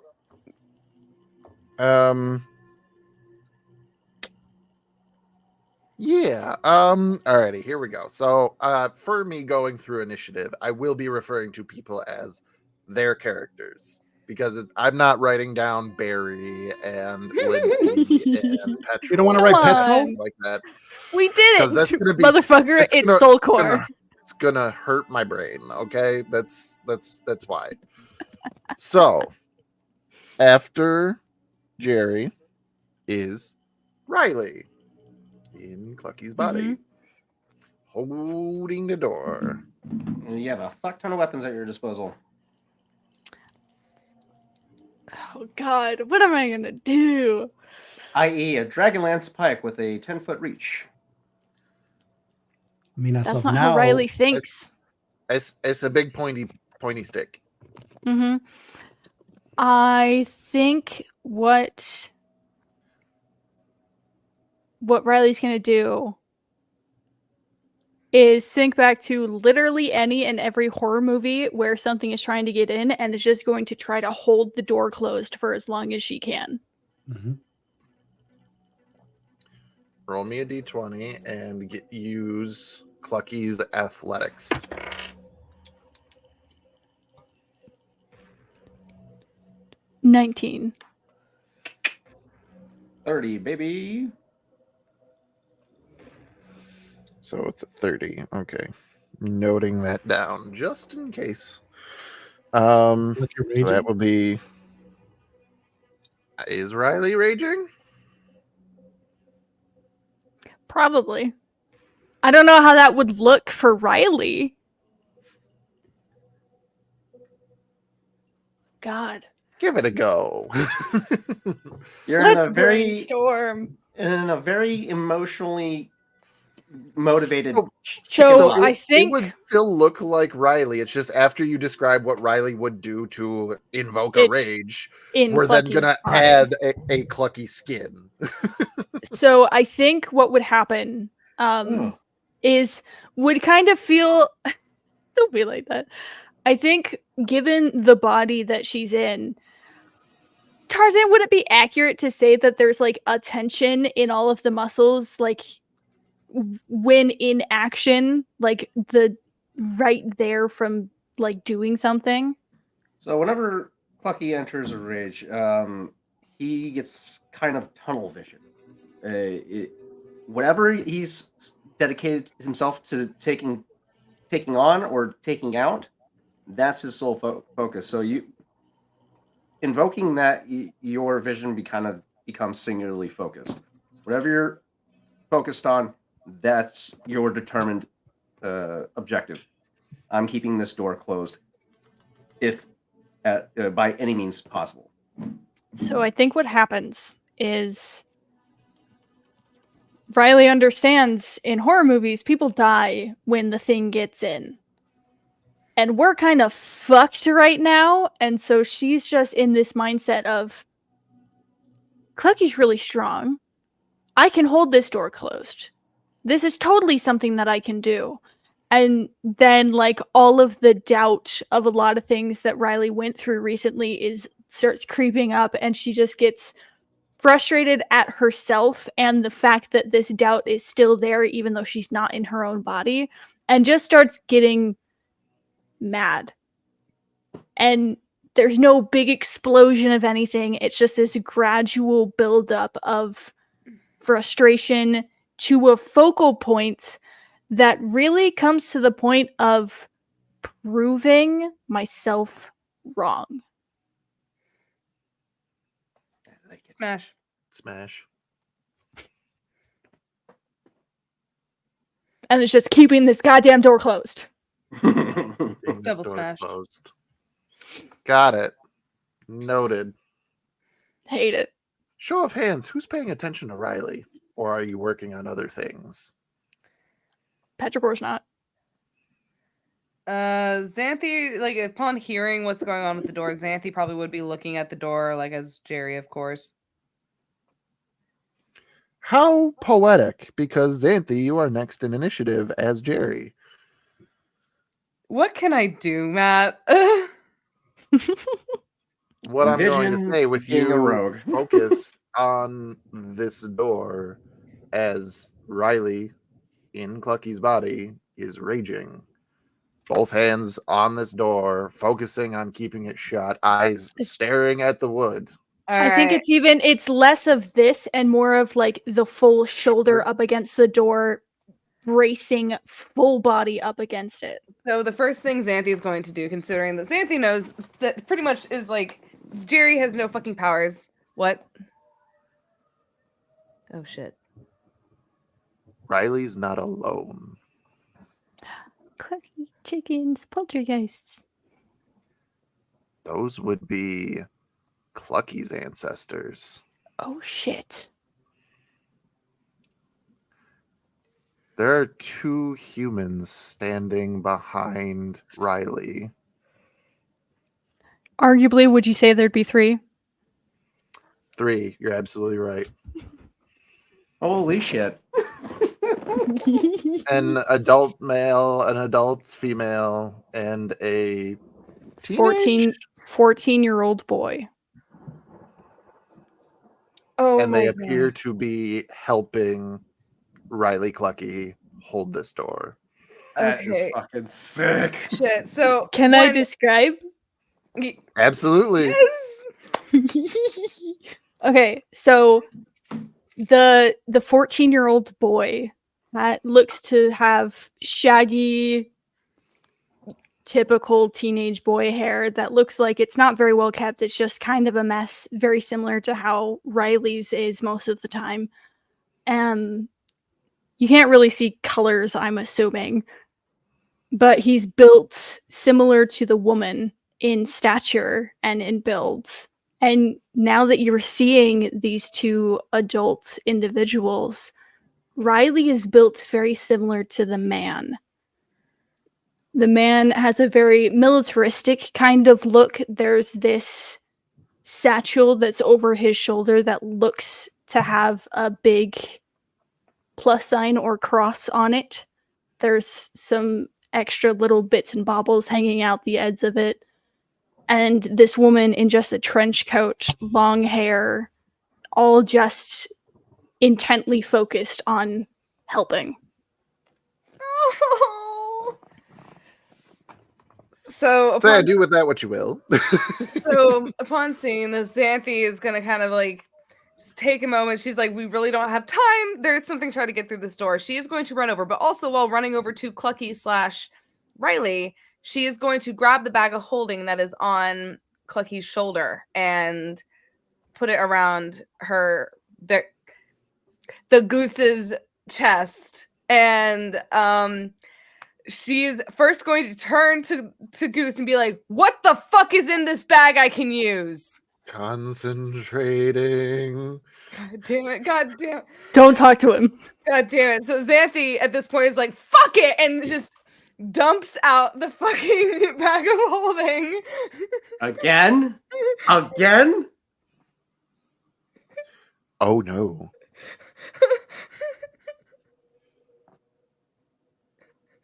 What are you looking for? Anything that I can scroll, like spell scrolls, something that I First can. thing you said is spell scroll. There's a few of them. Okay. Okay, she's immediately gonna gather up those spell scrolls. Crap, I can't use them if I'm not a magic user, can I? No, you can. That's not how spell rules- scrolls work. Okay, all Rules right. as written it is, but I hate that rule because it makes spell scrolls so stupid. Okay, So yes, anybody can use a spell scroll. Xanthi at this point is like just frantically gathers everything else into the bag, starts looking through these spell scrolls to see if there is anything useful. What all do I have? I cannot take the time to list everything in that bag. Okay, I grabbed 4 spell scrolls. What 4 spell scrolls did I do? Do I need to roll d20? Like No. Roll me a D8. a d8. Okay. Oh, That's a boy. 7. All right. I have up a spell scroll generator. I'm so scared. The first one that you grab it's so none of these are ever written in common, and it's not like there's a tag that just goes, "Oh, this is a scroll of healing word." No. It doesn't work that way. So are you going to try to use your action to cast the first spell you pick up?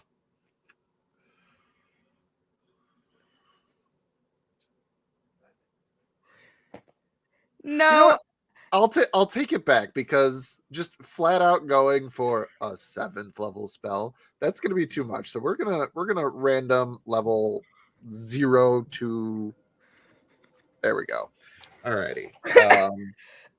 What could you have cast? Now I kind of want to know.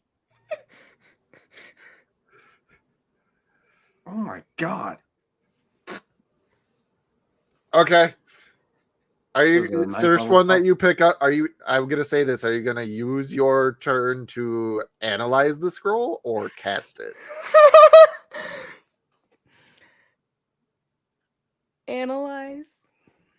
Roll with Xanthi's stats and Arcana check. Okay, that's a +0, so it's a natural 20. You take your turn looking over it, and after a little bit, you're looking. You get signs of divination, some things. There's a little thing that has strangely a small clay model of a ziggurat and all the kind of things. You are looking at a scroll of the 3rd level spell, Tongues. Ah! God damn it! How poetic. So that's your action. As my bonus action, can I just grab a random sword from Clucky's back and just prepare myself for my next turn? They're all. I wouldn't. Those are all strength-based weapons. Those are, yeah. Ah, shit. You just dropped a whole bag of holding that contains. Okay, well then, so okay. much. As a bonus action, can I reach in and just grab another scroll? I'll say that you have a new scroll in your hand, and I'm gonna click and figure out what it is. Okay, that's a spell. Alrighty. Alrighty. That's gonna be Xanthi. And she will also be bracing herself against the door to try and like help best that she can in Fair. Goose's chubby little body. He's not chubby. He's fit. He's an attractive person. I don't. Petrichor in She's- Soul's body. I will also take a moment to say, up until I said do what you will, and then KJ started to describe Riley's family, I realized that at the beginning of the session, I filled this with water, and I've been so intense into the session, I haven't touched it. Yeah, hydrate, everyone. Nothing. Drink it all. What's Petrichor gonna try to do? Funnily enough, as you started saying this, Oz is responding to me.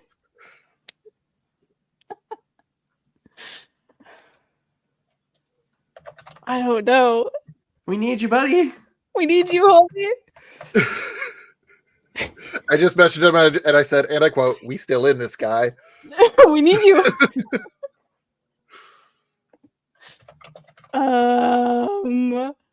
Into the thick of it. He said 1 second. Okay. I'm just gonna stall. Is he coming in? I don't know. Because if he's coming in, we are at the 2-hour mark. Let's go on a break and see Yeah. where it goes. Oh god. I just told him we're gonna break. You got time. So a 2-hour wonderful, wonderful audience. Stick around. We're gonna do a short intermission, and we shall return for whatever the hell else is gonna happen. Oh dear God. See you in a moment.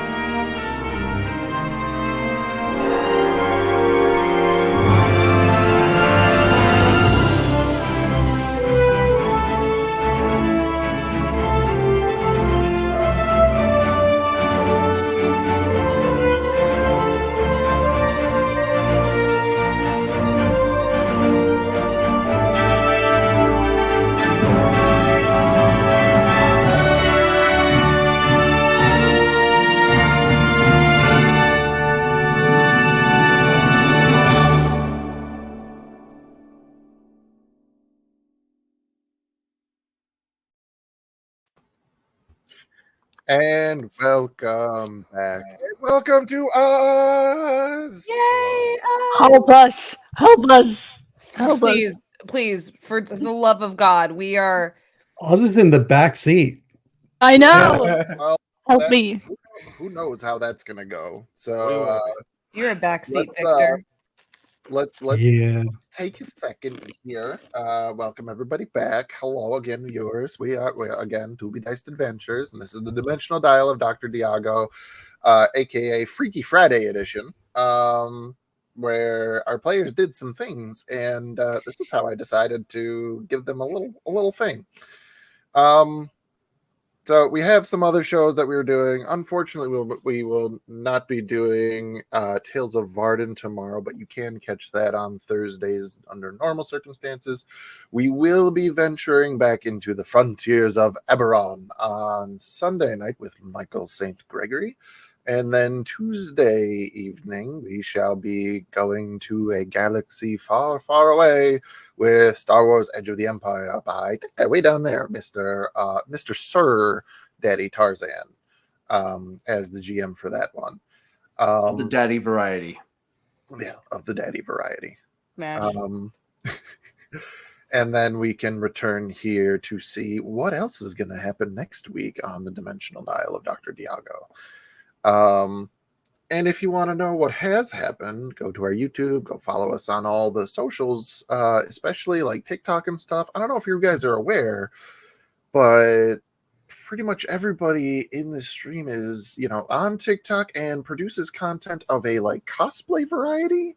And I have the pleasure of my players having cosplay their characters. You saw them in the intermission. And now that I've put this episode together, there is the chance that the next time they decide to get into cosplay as those characters, they might do scenes as other people's characters. It's not a chance it's going to happen. Oh yeah, It's going to happen. And all I have to say is Taylor acting like a lizard. it's gonna happen. It's gonna happen. The idea I'm of here dressing for as it. Barrow and acting out as Jerry hurts me so much. Wait. But Clucky acting like Riley? I'm here for it. That being said, since we are still on our way back, welcome, Raiders. Welcome very much, all of you, to the madness that is unfolding 30. again. 30 people. That's insane. Beautiful. They We love do- every single one of you, and I need all of you to roll dice to determine who you're body swapping with that came from your raid. That's the theme of tonight. So you all get to be other people. I hope Freaky you Wednesday. already used. Yeah, I hope you already used your Twitch Prime membership subs and stuff, because somebody's going to use it on you. Yeah. So if this is actually perfect, because we do have to kind of recap a little bit just to bring the son of a ghost up to speed, don't we? Oz, do you want to take a second for the stream? How you doing, buddy? I was already hanging on by a fingernail from last session. I was terrified. Now you're trapped with me, motherfucker. I'm Did sorry. anybody update From him? the I snippets kind of did a little that bit. I've heard, I'm terrified because Soul doesn't have anything for this. So Oh, I have to backtrack. Hang on. Where's tabletop audio? Let's recap. Let's recap. For those Okay. of you joining From Soul's So- perspective, if I may, the experiment that you were watching over as Clucky, Petrichor, and Xanthi were trying to charge the crystal themselves that powers the dimensional dial. Keyword try. A flash of rainbow light. And you next see that you are standing in what appears to be, it looks like a city. All of the buildings, though, are eerily uniform. The streets, you can see through them as if they were made of glass. And there is a black, starless sky overhead. As the buildings that you see, in stark contrast to this black sky, are made of a very reflective metal.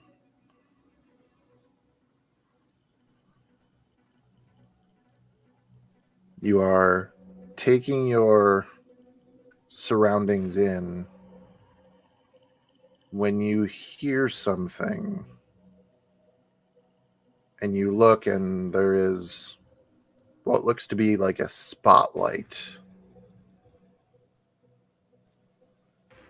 that is coming around the corner of one of these buildings, followed by a sound that you're familiar with, but on a much smaller scale, the whirring of gears and the grinding of metal.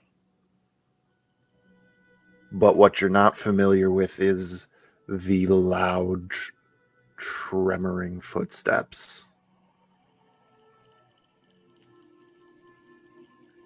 Coming around the corner, you look up at a massive construct with large mechanical arms, spikes covering a metal carapace, and a large eye in the center of its chest, focused on you. And as you hear the sound of arcane energy building, another flash of light, and you are looking at the crystal. But it's a lot closer than you remember. You were standing across the room watching this happen, and now you are right up in the business of the crystal. And what is your initial reaction?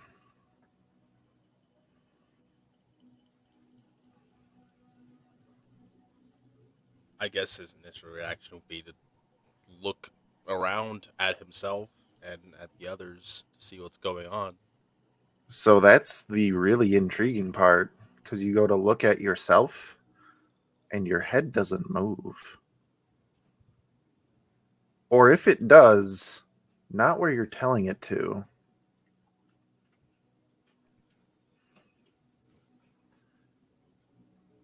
Uh, uh, ah! And as you start to have this reaction, what you can hear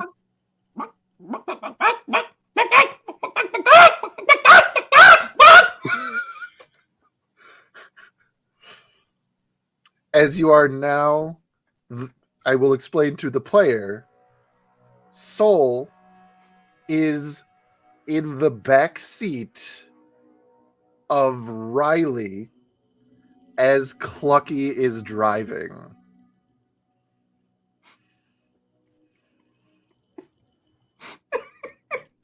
What in seven hells is going on?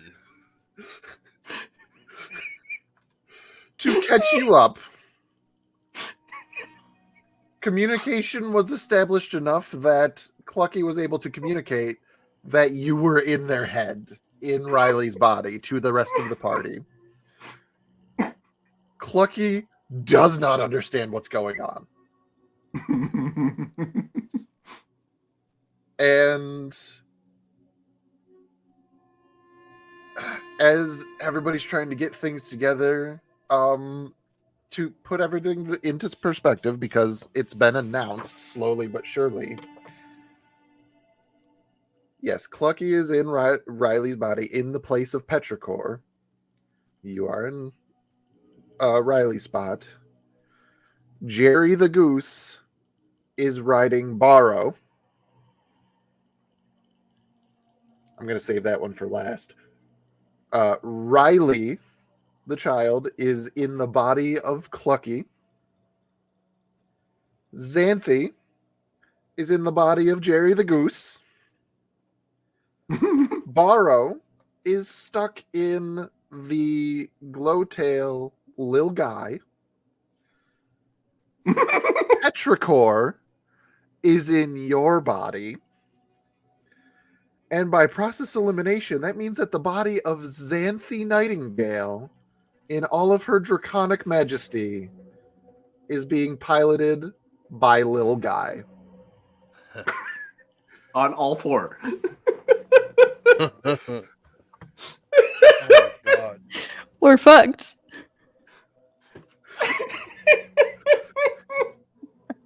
And we're in initiative. Yes, It's- as it'll buff out. everybody's... You want to charge that $50? It's just going to be a stream fund of everybody owing each other money eventually. Hell yeah. Yep. So everybody's panicking was naturally very loud in each of their own rights. And you, trapped behind the eyes of Clucky, were begging him to get anybody to be quiet because you know that you are in the doctor's laboratory and that there are other things out here. And as Riley, in Clucky's body, investigated the front door, they slammed it shut and are holding it closed as they alerted everybody via Spy's murmur that something vaguely humanoid was out there and is now beating on the door. For the sake of argument, because I'm not going to have Oz join the session late just to be behind Clucky the whole time, the constant state of flux means the two of you on your respective initiatives will be piloting Riley's body. Okay. Does all it? right. Do they switch with the person that they took control of, or swap No, with? it's just between the two of them. So when it's Clucky's No, turn, yeah. Clucky's in. But yeah. like, does Clucky represent Petrichor and Soul represent Riley? Is what I'm asking. Yes. Cool. Yeah, buddy. So you have completely different abilities. Yep. So I will need Do you I? to roll. Yep. I will need you to roll a d20. All right. And And we're- add. Yes. Give me just a second. It's loading. Add a 4. That's 16. Not bad. We're going to put you above Little Guy, who also got a 16. That checks out. Riley has a higher dex, anyways. Soul. That's how I'm doing things. So that's So where we Riley went. is. That's awesome. We went to break on Petrichor's turn, and this is poetic because the reason why we took the break is because you woke up. You As started KJ has answering. no idea what you can do. I have no idea. Okay. But you can't Um, just tell me either. I just kind of have to figure it out. But now that you're Yeah, so- here, So Petrichor is going to tell me what they want to do, or tell us rather, what they want to do. And we're going to interpret that as best as we can with Soul's character sheet. For the record, you have Soul's intelligence, wisdom, and charisma. And when you are piloting, you will have Riley's strength, dexterity, and constitution. this will be Cool. funny. Okay. So what Petrichor is gonna do, still having one hand on. We've started referring to Jerry in Barrow's body as Barry, so he's Barry. One hand on Barry's over the crystal, just kind of is looking everywhere isn't sure what to do because Petrichor has no fucking idea what abilities Soul has, but I know. understands that there's crisis happening.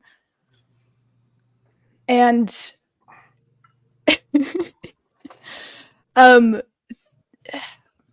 what they're thinking of is they've seen Soul summon the spirits, and so thinks to the one that they're most familiar with, which is Vuna, and is just going to try to materialize and manifest Vuna.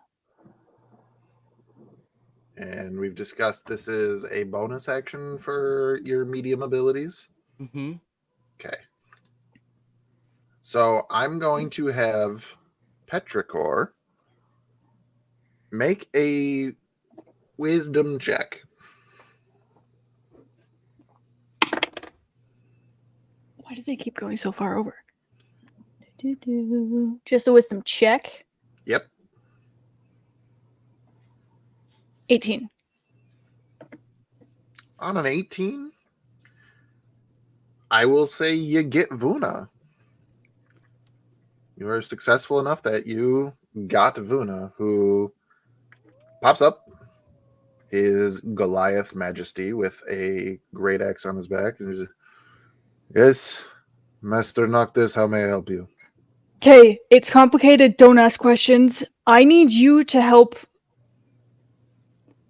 Clucky, who's not Clucky, keep the door closed. If the door opens, keep whatever comes in off of Borrow. And we'll point to the body of Borrow. Right, I will help the chicken. And not understanding the situation, just kind of like starts walking over until he hears a bang and goes, oh, I see. And then puts his hands on the door. Smash. And then everything else that Petrichor is going to be doing is to help Barry do the thing and stay concentrated and to just be a buffer between him and anything else. It seems like Okay. a very bad idea. That was a good one. I want to give you inspiration, but I feel like you already have inspiration. I actually do not. I use my We inspiration use that Fucking shit. take tomorrow. it. So I Fucking get take it. inspiration? Yeah, because pun caught me off guard on the Freaky Friday, and using Jerry as part of it made me happy. As Jerry, technically. This is so great for me. I couldn't have picked the lineup better, probably. It's just poetic justice. It's magical, is what it is. It's a bold trick. I will ask this, Oz. Does Soul Ed have anything you believe as an action that Petrichor could possibly be tapping into to help Jerry maintain concentration on what you know? Actually, because you're not looking. So what Oz would know, Barrow got Jerry to cast Mending on the crystal. It takes a minute. So 10 he's rounds. basically just concentrating on this thing. Okay. Don't know if you have anything that might help in this situation, but since Or that is speed up. Petrichor's That. goal, The intent is to help and to protect. So whichever one you Possibly think. speed up. Well, that I can do since this is instantaneous. Reconstruct is a spell that you can cast. ooh, Hey. that's an artificer thing, and it's an action. It is an action. Read the spell for me. Smash. A building, Re- vehicle, or construct you touch regains 1d8 plus your spellcasting modifier of hit points. I'm gonna stop you there. It's not a building, vehicle, or construct. It is an object. Okay. Then dismantle. Concentration up to 10 minutes. Casting time of 1 minute. And you keep this thing You can- intact. Disassemble. I completely. will once again state Protect or help. Hear me out. You could disassemble it completely to its finest components, and then, as part of the spell, before the spell ends, reassemble it again to its full. It doesn't have So, components. so this another thing that I'm going to point out here is that you said that it also takes a minute to cast. Mhm. Mending, which is happening right now, takes a minute anyway. I got nothing then. Also, I don't know Well, if it was let's- mentioned that the reason for a lot of this was the crack, Yes, the crystal got Crystal. cracked in this. Trying to repair which is it. why mending is being cast. Okay. Yes. Well, I'm not that kind of artificer, so. So let's Um, pivot from don't- help to protect. Let me see. Sanctuary. I'm That's not a cleric wizard, thing. Harry. A couple different Politics, classes have invulnerable, or- What Yeah. did you? What words did you just say? I don't know, the resilient orb thing. The- Oh, the Politics. Adaluke's Yeah, resilience there you go. sphere. yeah, I got nothing. Okay, that's fair. We'll just have you stand by as like I a will ready to say- action in case something happens. I will say that Alfred is supposed to be an advisor spirit, and as Uh-huh. Alfred is one of the oldest of the spirits that I have, it's possible that he has some knowledge that you could draw from thematically, but other than that, yeah, Soul doesn't have anything to help right now. I don't think that Alfred would have any knowledge of this because it is something that it is a unique item that has been crafted one time.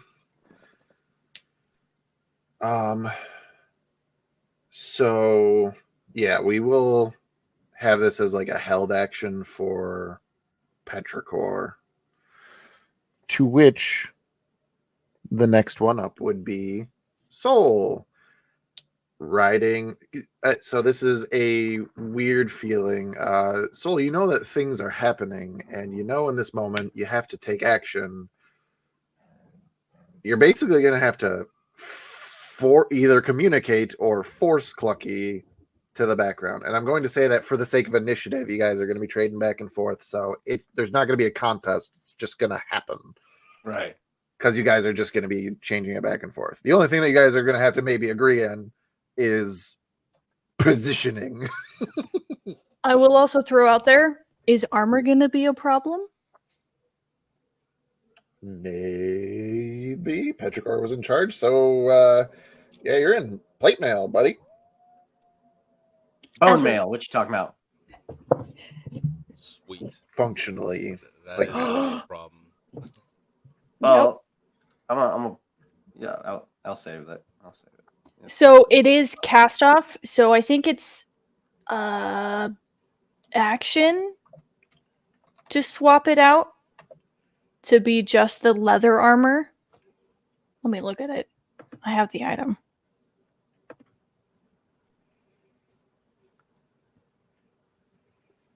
Yeah, it's an action. So I don't have access to my spells Nope. as a medium because Nope. those are like spiritually bound. Okay. You're in a You have the abilities of Riley. Okay. rogue. How roguish are you feeling? Sneaky mean- little guy. I'm kind of stealth based, so I'm good there.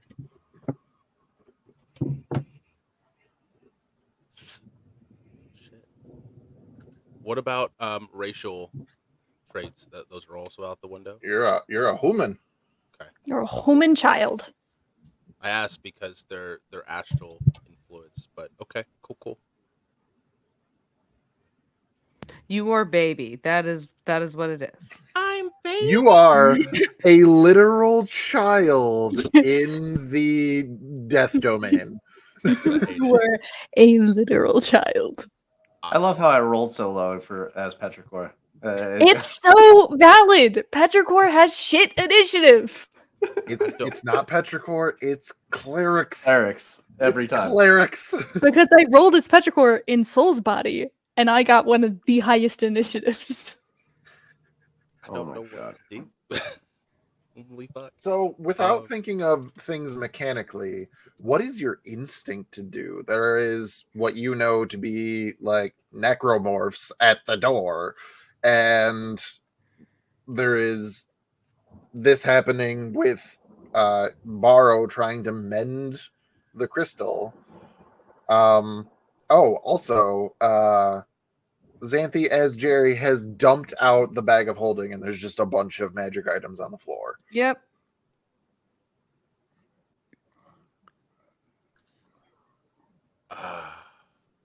You also know that Riley carries a few magic items.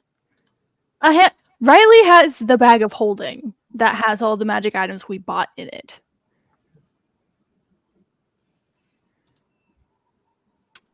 I would think that since Soul has had experience in this,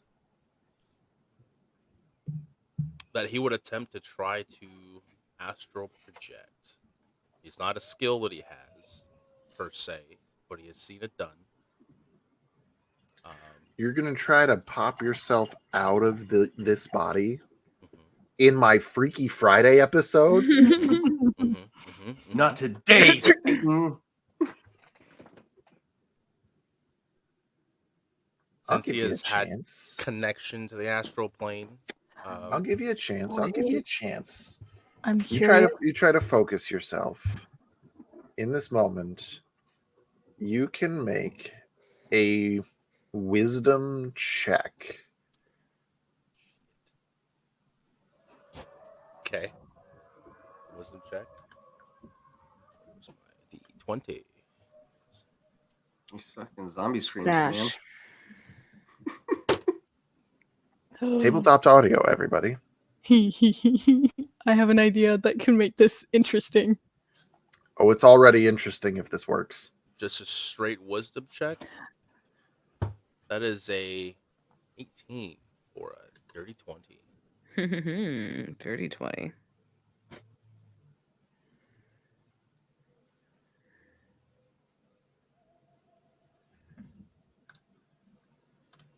Apologies. You had me roll for magic. This would be much higher. Can I throw out the idea that I had based on abilities that Riley has? Sure. It's a long shot, but Riley has access to can cast 2 spells at the base level of whatever the spell is. I have Summon Celestial.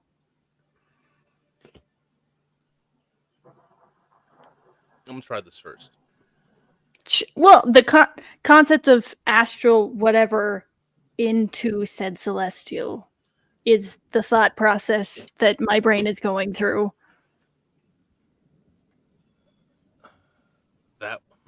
That would be more of a possession than a projection. I would It's think. just an idea that I'm throwing out. Take it or leave it. Trying to see if that would work.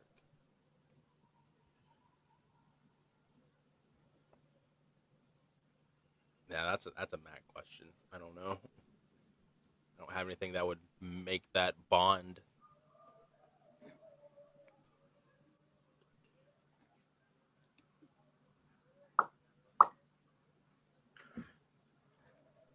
So,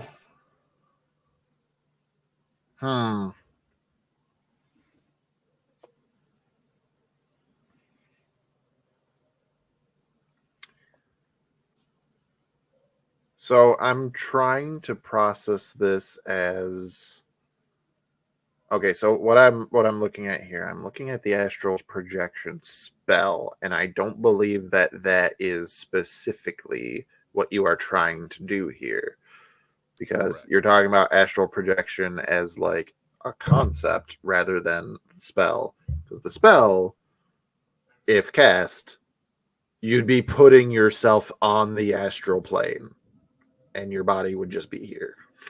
Correct. Oh shit! You want to leave the material plane right now, is what you're saying. In an attempt to regain control of my faculties. Correct.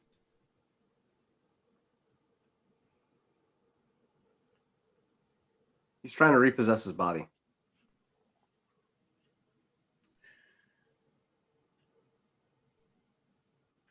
What would that do to Petrichor? Petrichor.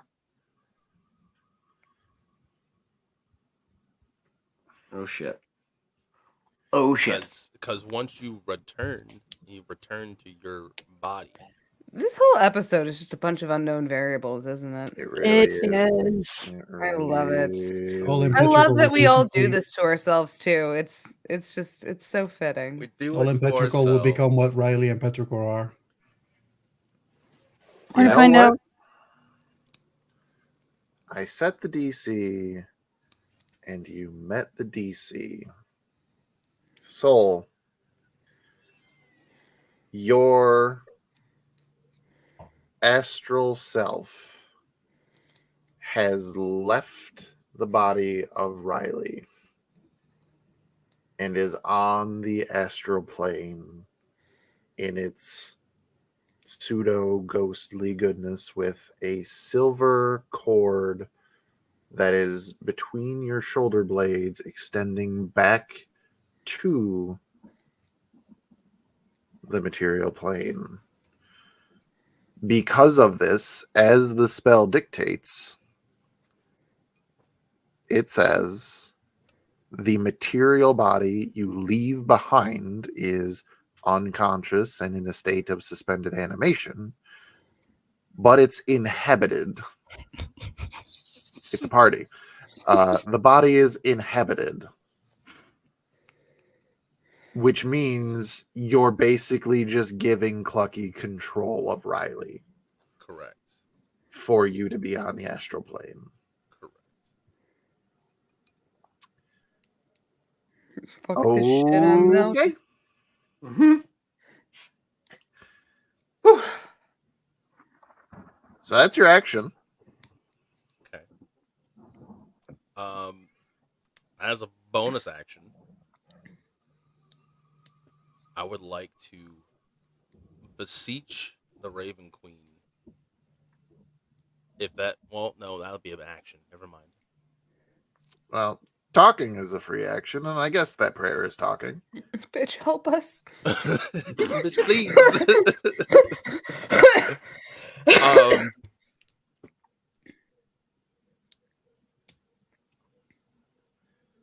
Soul finds himself in the astral plane, a very familiar place that he never really wanted to return to initially.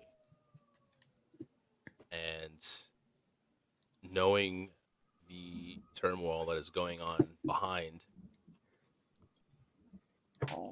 he kneels down and begins reaching out into the celestial realm. Knowing, Mistress, you've helped us before. Help us again.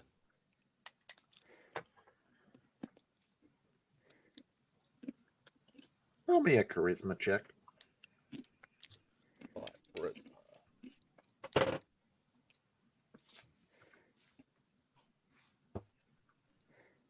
That is a natural 20 Smash. for a -1 because he is not a charismatic for a 19. Because it's a natural 20, and this is successful. Soul, you get a response. Double smash. Let me double check, because I would like to pull a name if I could. The Raven Queen can't come to the phone right now. Please leave a message after the beep. How far away did you... here we go.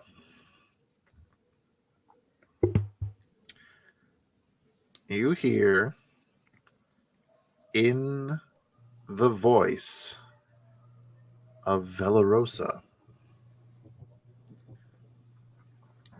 What are you doing back here?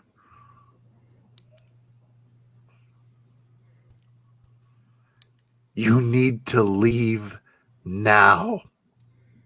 Vel, is that you? No. Next up in initiative, Well, fuck. Another hand has touched the beacon. Clucky. It's Clarky's turn. Nope. Uh-oh. Whatever you. So you've been abandoned in this moment mentally.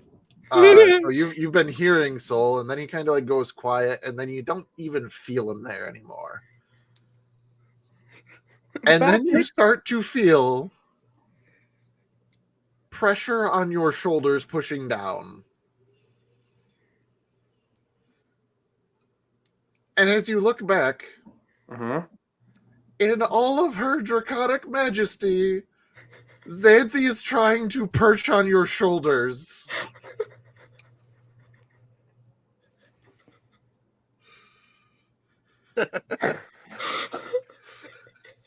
More than I could ever have asked for, and I love it.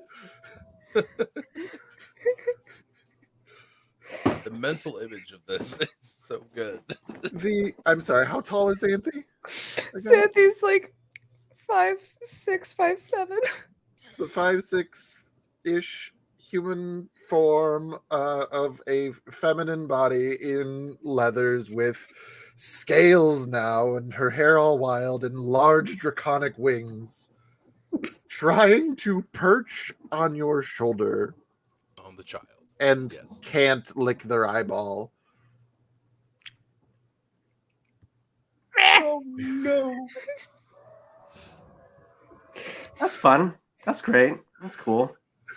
Good thing she's not capable of using spells because she doesn't have the intelligence. Don't fucking jinx it. Don't do it. Don't bring that up. Don't do it.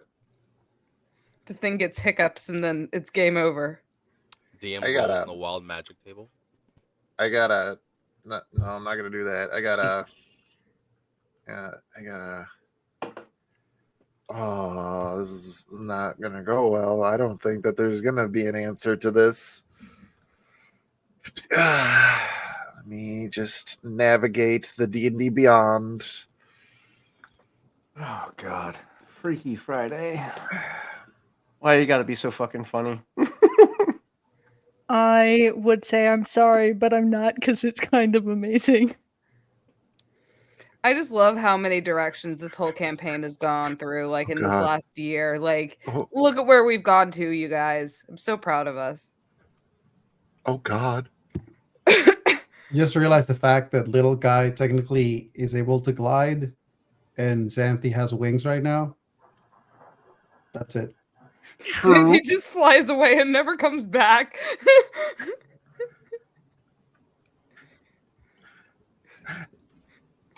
So I'm looking at what Xanthi can do with the idea of Oh no. little guys helpful. Xanthi trying doesn't have to really helpful things. help. What's little guy's charisma modifier? Ain't shit. Please tell me it ain't shit. Just so Oh, please Xanthi tell loses me the it is. ability to use spells. +5. How? Oh no! Oh no!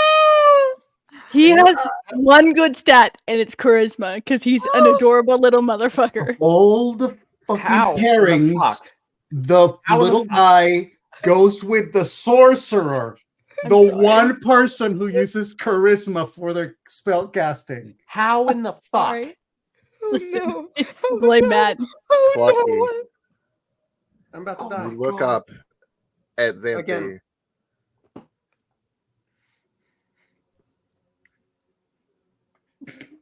Am I I'm about not to get doing that. electrocuted? I'm not doing that. Am I about to I'm get not doing electrocuted? that. No, that's Spit gonna it- be bad. We're Do gonna it. pivot. Hang on. Do No, it. no, Spit it out. That's Do that's it. after. That's an after the session thought. remind me, I'll tell you guys we're not doing it on stream. Xanthi, eyes wild. They both focus on you for a moment and just kind of nuzzles the top of your head. And you feel... I could probably get this across to Tarzan more than Clucky. You feel heartburn.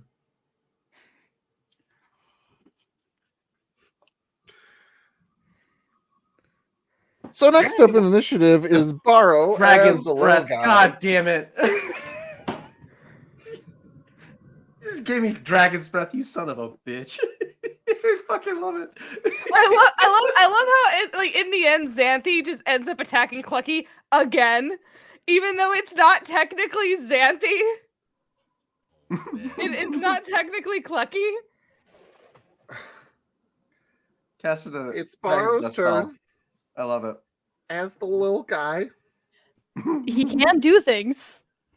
The only thing that I would like to know is there any way that I can use my turn to help Goose to shorten the time of mending casting? We'll try.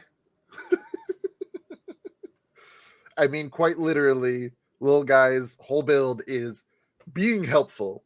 Yes. And given that this is Freaky Friday, we're going to give it a go. Roll a d20 for me. And I just say a d20 because I don't know what modifier this would be based off of, so it's just vibes. Can little guy give themselves advantage? No, you can't help yourself. It'd be You are fun. helpless alone. It's a team building game, guys. That's a 19. Smash. Ooh. So we're going to take this as like a help action kind of deal. But you're just hoping and just out of curiosity, what's Borrow's thoughts of this whole situation? Borrow is barely paying attention to the other stuff that are happening. He's aware of the door. He's aware of like that. He knows there's commotion and there's danger, but more than anything, he just is focused on Goose. Concentrating.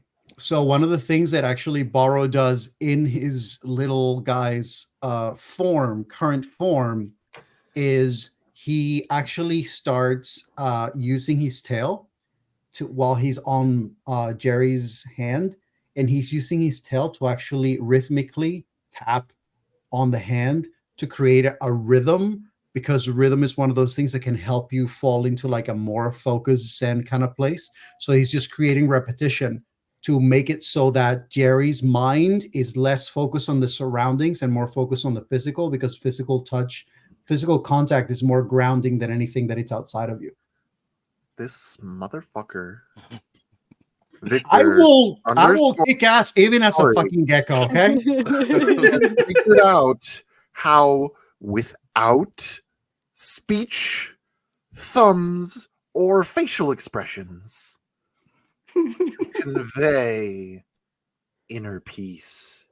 Who's got, That is blind. who's got no thumbs that can still help everybody? This guy. He's mastered the Disney animal companion. Have a point of inspiration, sir. Christ almighty. And the moment that we've all been waiting for, Clucky McCluckerson. Oh God. Piloting the Jaeger of Riley solo.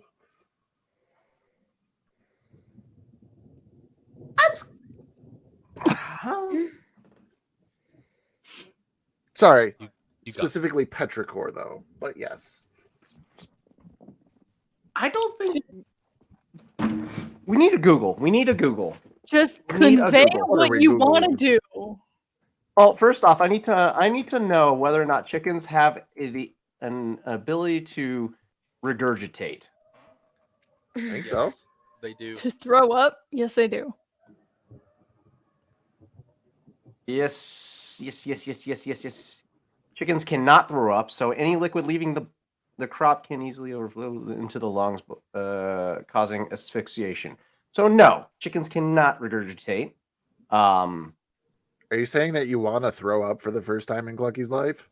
No, you said Clucky Oh yeah. Okay. I see where you're. Okay. Yep. is experiencing heartburn. Mm-hmm. It's confusing for him, and it also is very upsetting. But his initial thoughts with everything going down right now is, I need my fucking stick. And he beelines it for fucking his body to grab his pike, which he's not going to be able to hold because it's too goddamn big. That's all he can think. It's a heavy weapon. You can hold it. You can attack with it. You'd be at disadvantage because I Right. believe that canonically Riley is a small-sized creature. Right. Exactly. So, So well, technically, mechanically, they work as a medium-sized creature. They as an do? adult. We haven't discussed this ever, Matt. I will say, females tend to grow and hit growth spurts before men do. Starting at Are you around saying- age 10 are to you 11 Small years creature old. maximum is 5x5. Almost every single 6th grade girl I knew was taller than all the 6th grade boys. Just What's talking about the Petrichor's sizes for mechanically Dungeons and speaking? Dragons, small is 5x5. So anything Very. less than that is a small. Wait, Well, no. It's very subjective here. So I'm going to put it this way: would you categorize Riley as a halfling, a dwarf, or like a adult human? How tall is Height-wise, Riley? probably between halfling and dwarf. So dwarves are the lower end of medium. Like they're 5 feet tall, pretty much at the max. I have canonically put tall. the height in my shit. Let me find it. So again, Need a number. according to what I found, maximum height for a small creature is 4 feet. So if Riley is about 4 feet, technically They're speaking, they are 3'9". medium. They're They're 3'9". So technically speaking, they are a small creature. Small size creature. This is good for me to Vibes. know in the future. Vibes. We like All it. right. Yeah. No. Clucky beelines it for his pike and removes it from said sheath. Because that's You the got only thing he can think of that brings him a semblance of peace. And he is struggling to posture it at the door. Just Yes, kind of holding are. there. Is holding his action should anything get through. Okay. What do we do? The point here is stop talking in my head. I'm scared. Okay. Oh yeah, that's kind of distressing. The pointed ears soul has stopped talking in my head. We don't have time. We don't have time. Could mean To many the things. top of the round, Geraldo Guzman, also known as Jerry the Goose. And Barry. Stab it. Harry. Try. Whew. This is hilarious. Whatever he's rolling, inspiration. No, you gave him the help action. Oh, So that thing. he's already rolling with advantage. Is it via the special version of help that little I guy gets? got a D6 in there. Okay, just making sure.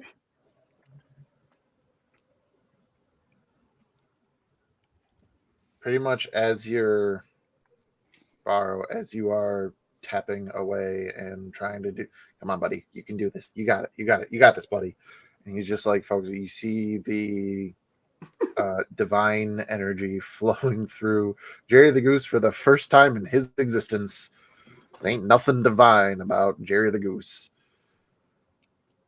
But with his eyes closed and you're tapping, that rhythmic tapping, he starts to bop his head. And he sings a little tune as it's happening. that happens to be right in beat with the rhythm that you're doing. And he's kind of like lost track of what he's doing, but that doesn't mean he's not doing it. Ladies and And now we gentlemen, need to know the song. total time has gone from 10 rounds to 5. Yes, let's go. That's more survivable, sustainable, Smash. survivable. Technically, we But I already need- did one round. The next thing that happens, Wait, but we need those to know the who song. are. It's not like a real song, it's a fantasy song. You're saying it's not. I'm gonna- Wouldn't I'm- it be nice if we were were back back all our bodies so It's we canon now. die? It's canon now. The lyrics are different, but it's that song. Don't die. To avoid copyright, because Jerry's not getting slammed with a copyright claim. Um, Catch me, Kappas. the next thing that happens, those at the door hear several more sets of shuffling footsteps Oh god. and growls and shrieks. For as there is a door, Windows. there are windows. Mother.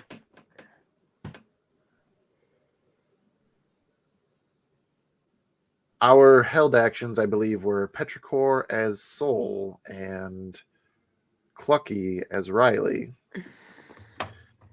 2 windows get broken out, and now you see with glowing white pupils on black eyes. If these things are humanoid, it's because they barely qualify for the descriptor. The long, unhinged jaw with a gaping maw, the long, gangly limbs, the bits of skin sloughing off of their body as they are trying to climb through broken glass, and the claws on their hands raking at the table in front of them to try to pull them in with a guttural roar as they're trying to pull them in, one on either side. Petrichor, you held your action for protection. What are we doing? I think their gut instinct would be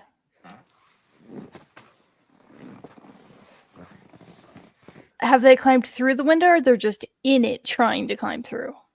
They would be through it if they weren't like impaling themselves on the way. So it's a process to force themselves in. Petrichor's gut instinct would be to try to somehow push or maneuver them, one or both, back out through the windows. So they are coming through 2 separate windows. One is closer to you, the other one is closer to Clucky. Whichever one is closer to me, because that means it's closer to Jerry is Barrow. Barry, if you will. I will not. So you're just going to try to shove it out?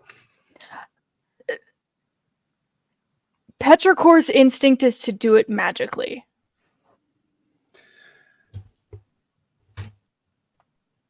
Oz, does Soul have anything that could be akin to a magical burst, if you will, Magical burst. to do the pushing things, the shoving things? Thundermonger Artificer, do you have as a spell Thunderwave? No. That's not one of the automatically prepared ones? No. Damn, I thought it was. That's the artillerist that has that. Yes. Gotcha. Pushing. I mean, there's catapult, I suppose. We're not trying to throw an object, so. I mean, at least not intentionally. The gut really know instinct what they're is to to just somehow, via gut reaction, it would kind of just be like a throwing forward of the hands to just somehow, in some way, get this thing out of the window. Got you, fam. Give me You have an lightning intelligence check. Lightning lure is the opposite. That is a pull, not a push.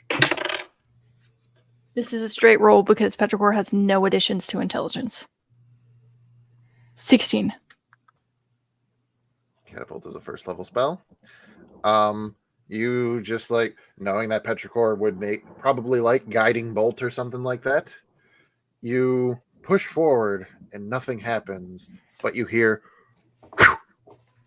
as from the pile of magical items, Oh god. a shield is whipped right over your shoulder. Soul, can you entail? Oh, it's a dexterity save on the creature's part. They did not beat the 16 that you rolled. So, what is the damage on catapult? 3d8. Yeah. Go ahead, roll 3d8. Smash. You also have puppet as a spell. Ooh, that might be a little much. We'll see. We'll see. Maybe next time. For the second Freaker Friday session? What? 14. 14. Already, yeah, this shield goes flying over your shoulder, like Captain America style, just like sideways, just spinning straight through. And the loud pang can be heard. Barrow, you watch Jerry just wince for a second at the loud noise, but the shield goes canonically straight through, and this creature goes with it. There is behind it, not in the window yet, another creature. Clucky, you look to your right, and there is a scary monster coming through the window. This one, though, doesn't have a bottom jaw, and its tongue is just hanging down. And while its right hand, or its left hand, does kind of look like a normal human hand, the other one has foregone an actual hand, and it looks like the forearm bones have just continued into 4-foot-long spikes. I would say, feeling not as brave as he usually does when he's in his own body, Clucky screams like a little child. Accurate. And with it, expels that burning sensation in the stomach out and propelling Dragon's Breath at that person. I love it. So that'll be a dex save against Xanthi's DC. I believe is 20. Yep. Damn. Xanthi's like, do since not. she got those fucking robes of the Arch Magi, like she is. Ooh, I love it. They do not pass. Am I using? Lightning. Oh, sweet. Clucky's gonna feel like a god. You scream and a burst of lightning comes out. Go and it's 3d6. So little guy was able to give Dragon's Breath to. He was just trying to be helpful, and it's like one of two helpful things that Xanthi actually is capable of doing. The other one being much higher level, I think. Yes, I wasn't exactly about to. Yeah. The other things are much bigger. 9 lightning damage. 9 lightning damage. It shrieks, it reels back, there is smoldering flesh, but it is still on its way in. It's going to try to attack you. What is Riley's AC? In plate You mail? mean Petrichor's? Technically, yeah. Clarifying question. Borrow had cast Shield of Faith on me before. Would it still be up at this point? I'm only going to say yes because we've kept the vision of Xanthi in Draconic Transformation, which is a concentration spell. Mm-hmm. So, Is and I guess that is little guy concentrating though? That's the question. No, but Borrow hasn't broken concentration, so it's a True. 10-minute spell. And that being said, Xanthi hasn't broken concentration on Draconic Transformation. Lil Guy would technically be concentrating on Dragon's Breath. So to answer your question, 20. Yeah, you erupt lightning at this thing, and it just like rears back for a moment, tries to pull in, and that very long two-pronged forearm spike just kind of rears back. It's going to try to stab at you, but it's still your held action because you just used a bonus action. That was a bonus action? Shut the front door. Yeah, That's awesome. Having Dragon's Breath cast on you, you expel the breath as a bonus action. That's fucking sick. Pivots that big ass pike and thrusts. Attack with disadvantage using Well, that's a natural Petrichor's one. strength So modifier. Oh, well. Which makes it a 2. How does Clucky fail? I think he tries to lift it up off the. He was using the floor as like a bracing point or leverage point to hoist it up, and as soon as he thrusted it forward, it just topples him over onto the ground. Well, you made yourself prone.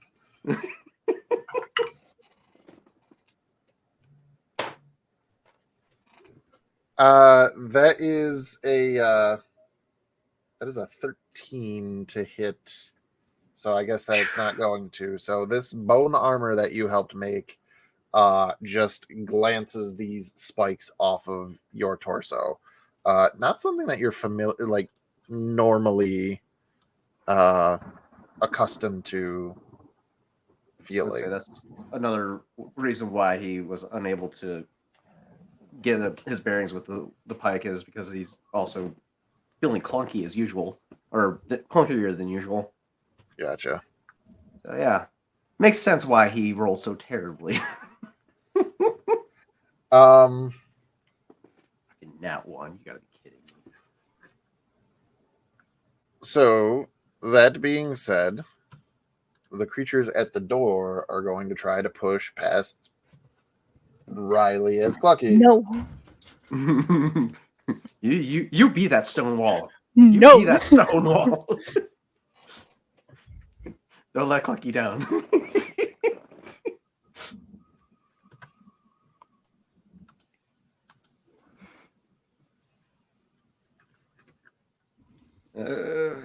God, this is wild.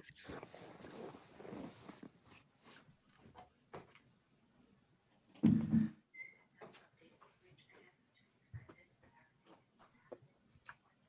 neck is so sweaty. I was doing two things at once. Did I ask you for an athletics check? No, you did not. No. I'm sorry.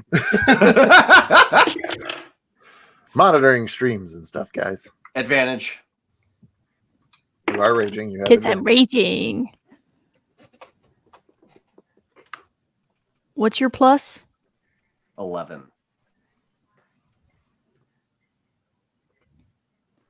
$29. Yeah. They're getting closer. Mm-mm. That's just because there's so many more of them.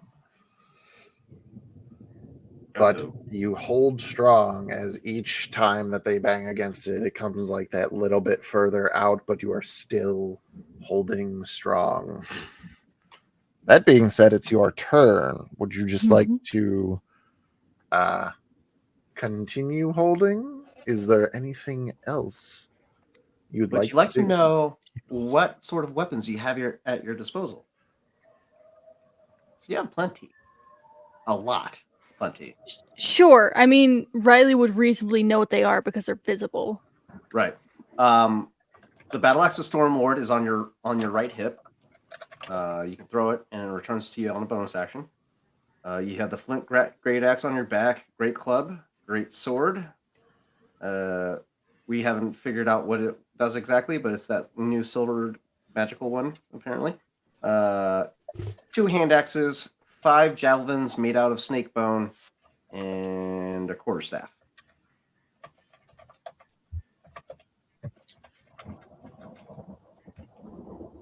I think what Riley would do, feeling more confident in You also have a hunter's trap on your left hip. Interesting. Feeling more confident in current form than she ever has in her life because she feels like she can actually do shit. Is going to still be braced up against the door, but knowing that that crack is getting wider and that it really is only a matter of time, still braced, is going to take one of the hand axes because that's a one-handed thing and is just going to try to hit anything from between the crack of the door and the door frame with this hand axe. Give me an attack roll.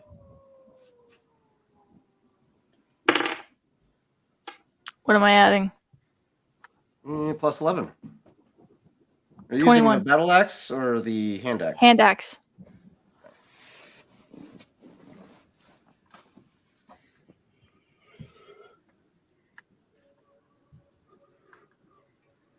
$21. That'll hit. Roll me some damages. A D6 plus 6 plus 3 for your rage. D6 plus 6 plus 3? A D6 plus 6 plus 3, yes. 12. You lop a hand clean off, and you hear whimpering sounds behind the door, and then like a few footsteps away, as like another clawed hand comes through momentarily afterwards. But yeah, that hand just kind of sinks to the ground. And I'll say it's at this point that you notice there's other hands on the door. And also the spiritual guardians that were around you passed through the door and are now assailing the target that you just hit. Oh my god, what does that look like? You tell me how Riley's family rushes through to protect them. I mean, Riley's dad was an EMT, so he would know vital points, whether it be pressure points or just where things are most fragile. And so, just with kind of borrow-esque movements and placements, is just going for those vital and delicate places. God. Skylar is just a frenzy of chaos. There is no rhyme or reason to anything that he is doing. Smash. And Riley's mom has more force and energy behind her attacks than she looks like she should be able to do. There's hidden power behind her frame. Kind of more calculated, but out of the three of them is more of brute force than anything. Mama bear power. I dig it. I like it. I love it. I want some more of it. More of it. Alrighty. Don't you get 2 attacks per action? I was about to say, you're in Clucky's body. You get 2 attacks, bruh. I don't know why I keep just absolutely throwing my dice. You're a barbarian now. It's just you're embodying it. It's fucking going. Well, I have a 30. dice tray. No, yes, 30. No. Absolutely You guys doesn't do hit. it then. Wait, I could fucking roll where I can see you. Motherfucker, that's not where I can see you.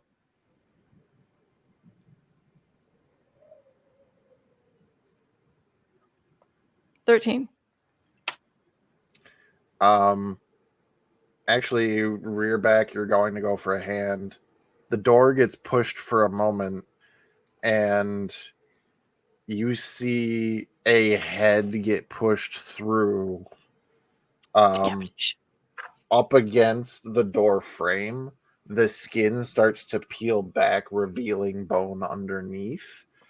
And with a snarl, that's when you go and you cleave vertically through the skull, and it hits the ground, and another one's just trying to climb right over it.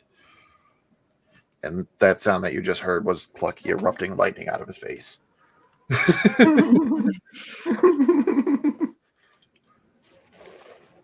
don't know I can God. do that.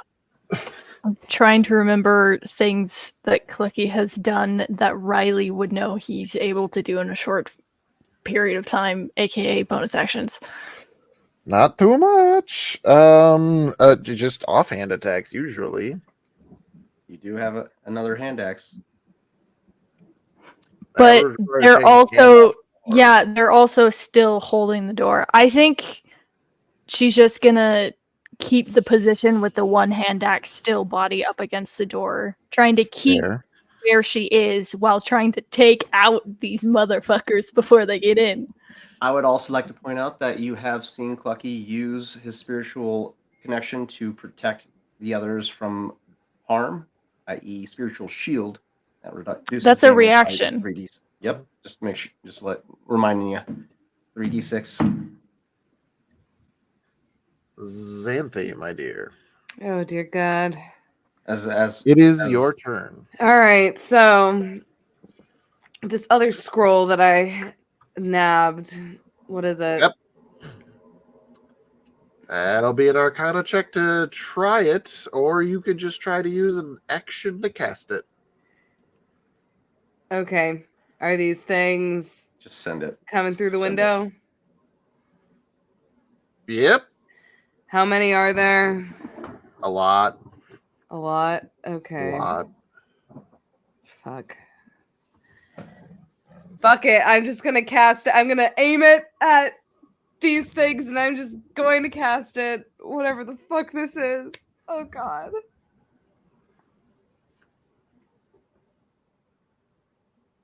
Oh boy. I hate being stuck with the fucking goose.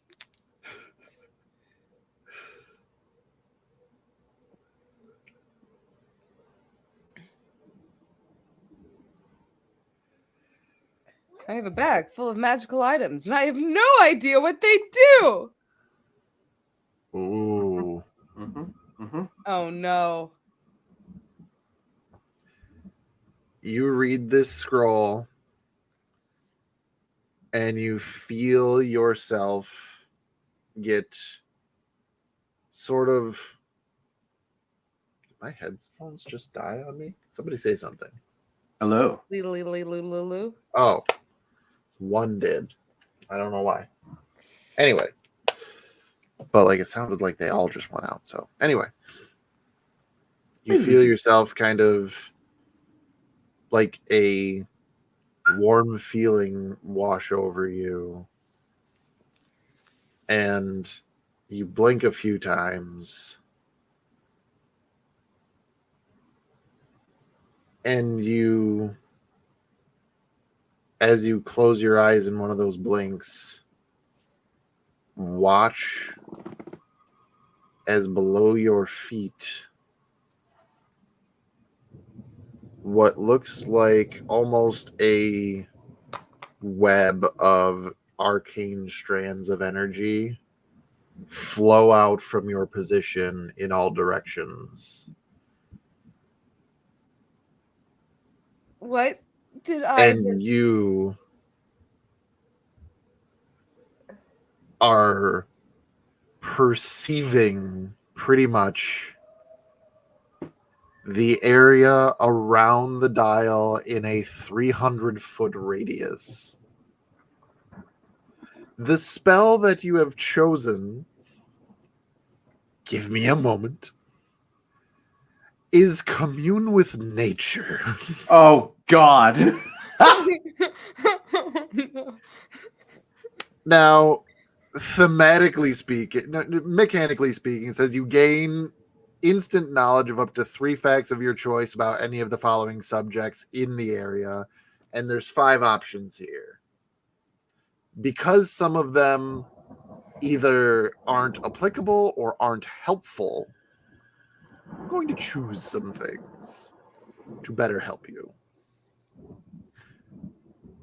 You start to understand that there is a horde of creatures that are, by definition, undead swarming to this location.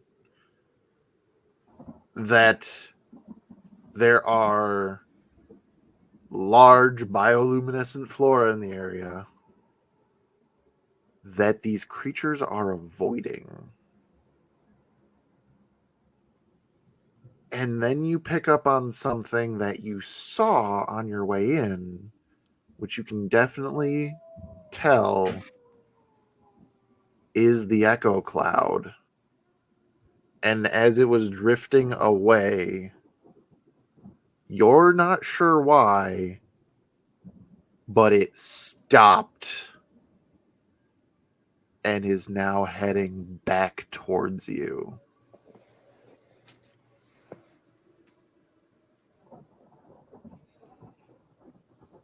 Okay.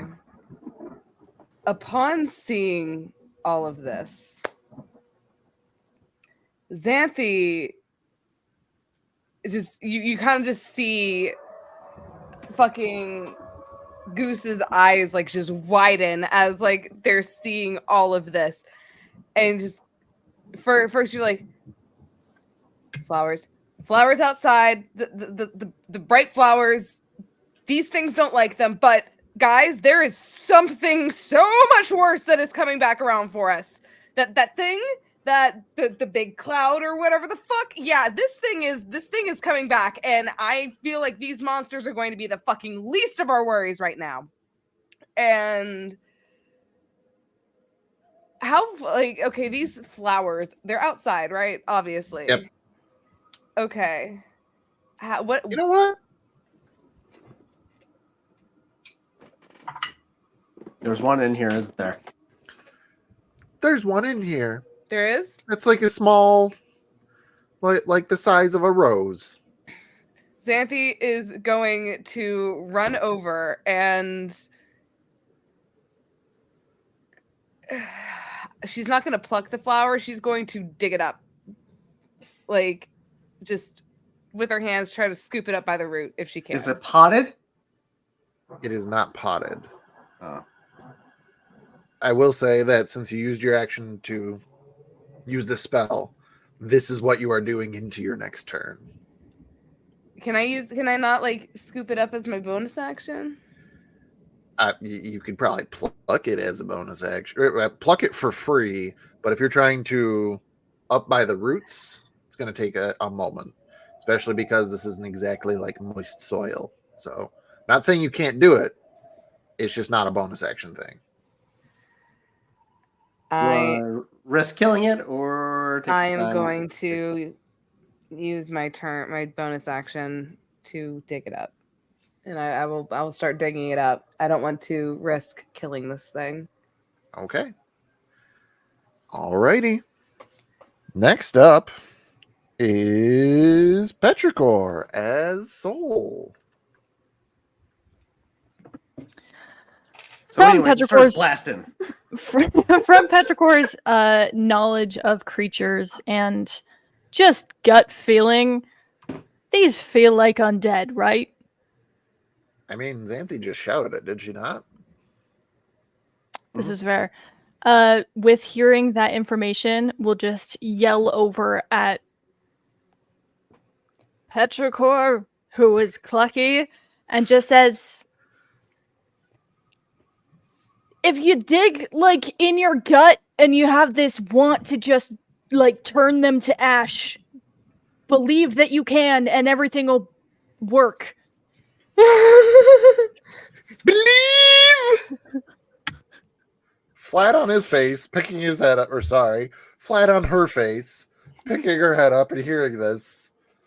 You're just being told that if you believe in your heart that you can turn these things to ash, you can do it. Do you believe that you burn them all? I mean, given the fact that he just casted lightning out of his face, I He would kind say of thinks that he Clucky's- can do anything. He was also Hey, told yeah. that he's a magic weapon. It's true. Anyway, that's what Petrichor will shout over at him. First instinct. Oh, Clucky's about And to then have such a huge ego. how does Vuna work in initiative? I believe you command him as a bonus action. You're muted. Nope, you didn't say it. Moving on. You can actually command him as a free action. Oh yeah, that's right. I keep forgetting. That that's what we decided.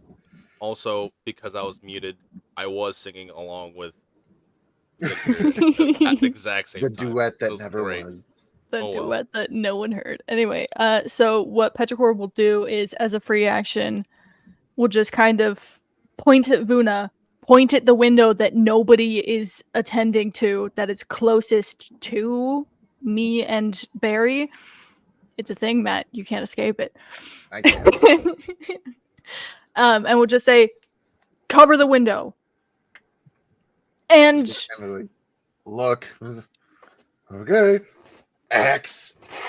yep. And On over. unconfident in any ability to do this, but has seen the destruction that this machine has created, will take out the gun. And I pulled out my gun. And I start blasting. As you pull it out, this thing basically unfolds into a large rifle. Smash. And Oh, shit. having bits of information that they remember from glimpses into memories or dreams or what have you from Riley, and knowing how rifles and guns work, Petrichor had set the crystal up on a table in its little apparatus, whatever, and so we'll kind of use the table a little bit to steady the gun on before trying to shoot it through the window that Vuna is covering at something that's not one of my allies. Give me a roll of the d20 plus your dexterity modifier. No proficiency because you're not proficient with it.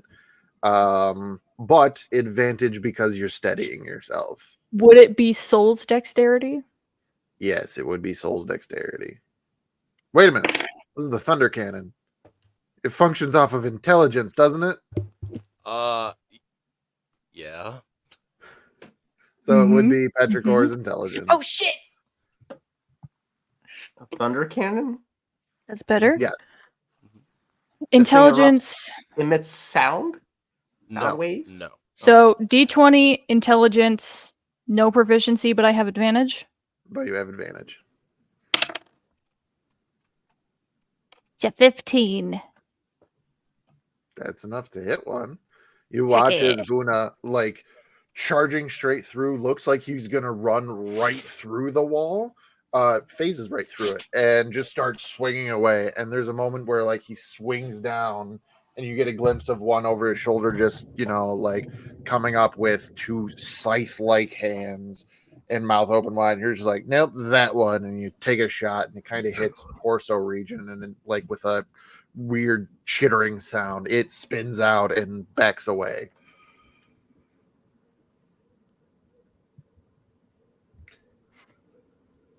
Well done.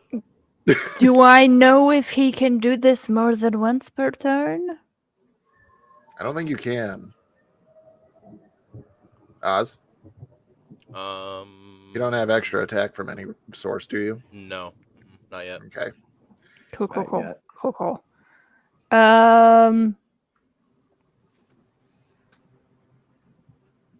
And you said it's bonus action to invoke spirits? It's free. Oh, wait. To, like, To summon summon it. another summon. one is a bonus action. Yeah, What the fuck is her name? Sarai. Sarai. Smash. I second that Yes, smash. Mr. Noctis. Oh, it appears that you are in quite the situation. Help! And just points towards the windows. It is a bonus action to command a second spirit. So she's there. She is gonna. Starting the process. We like it. We love it. I'm not Want some gonna do more of again. it? There it is. Okay, thanks, buddy. Alrighty. So that is Petrichor Soul. Mm. How is Hi, it over buddy. there? All the way over there. It's lovely. Soul, knowing how the Raven Queen. Actually, correction. Let me backtrack. He just got told that Vel was not Vel. Who are you? The only other being that would speak with a voice from your memory. Now you need to leave. Ah, Raven. Okay. And he will turn behind him, and he will see the tether that's tethering him back to Riley. Um, he'll try attempt to pull on it as he summons Alfred as a bonus action. Summon Alfred as a bonus action. He goes for his normal introduction, but then looks around and goes, "Well, this is not our normal scenery. What appears to be the problem?" Alfred, we don't have time, and he'll turn back to what he now knows as the Raven Queen. Knowing mistress, you know the tethers of life. Can you stitch me back to my body so I can help my friends? What you've all done is something that can only be undone the same way.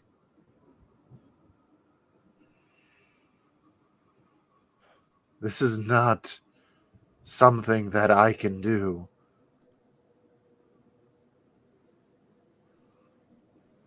But you had a hand in stitching Petrichor and Riley together, did you not? I had no say. That happened beyond my sight. And I implore you, leave the astral sea, soul. In the distance, the low rumbling that you've heard before.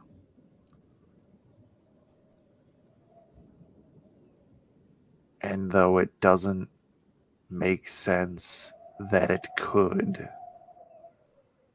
you could swear you hear it say your name. Okay.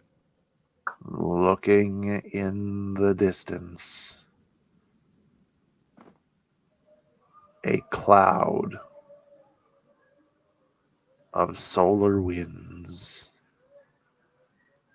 and the vague gargantuan form of the dreadnought. Boy. Well, my plan went out the window.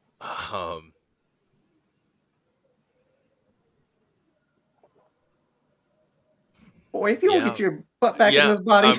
There's nothing else that he could do. He's just going to, I guess, the same feeling as vertigo as he's trying to wake up, try to drop himself back into his I do new believe that, mortal form.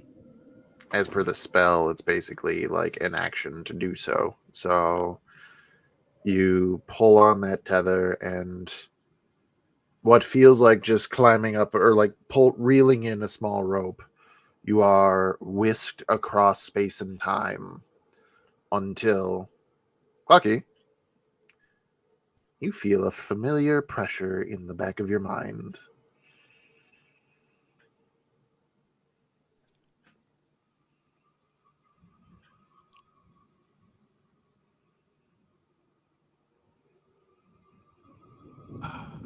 Am I able to free action command Alfred to be here as well? Since I've already summoned I'll him? say, rather than keeping him stranded on the astral plane. Okay. Yeah, he's just gonna command Alfred, go help the others. As he sends Alfred to, I guess, jump out the window to fend off some of the undead out there. He turns, looks out the window. So uncivilized. And what weapon does Alfred produce in his ghostly form? He has a sword cane. Obi-Wan Kenobi. Smash. And elegantly walks through the wall to assist with his ghostly compadres. So, that's action, bonus action, free action, teleport across the world action, and a bunch of other things actions. Yep.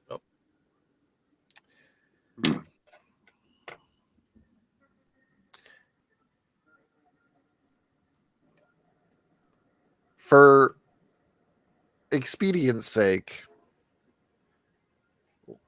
Lil Xanthe is giving you the help action, Clucky. As we come to Lil In the form Barrow, of getting me back up on my feet. So I don't have to spend movement.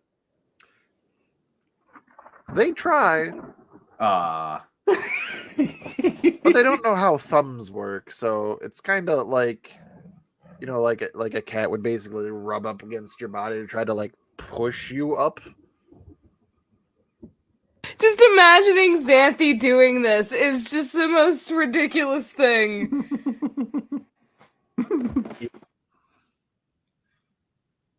So Barrow, For expedience sake, can I use the help action once more to attempt to reduce the time and keep Goose in this Zen mode as his guru, personal guru, and spiritual guide, and totem and spirit animal? Get me back into my blind body. Clucky, Hi. it is your turn. Well, Clucky just accidentally expelling lightning energy out of his face and being told that he can command the dead to fucking disintegrate themselves. He's gonna do just that. You All right. think with all of your might, you hope, you believe inside of you, that rage that you know of, it's not quite an angry rage, it's just that fire inside, and you try to make that fire on the inside the fire on the outside. Give me a wisdom check, buddy. Oh God! Wait, The he's not that barbarian bad. got the cleric. No, he's not that. Surprisingly enough, Clucky's not that bad at wisdom. He's a wise chicken. He's just not a smart chicken. Fair. It's a 13 for a +1. Okay, all right. You've been disappointing me lately, so we're gonna switch to the small guy. Small guy.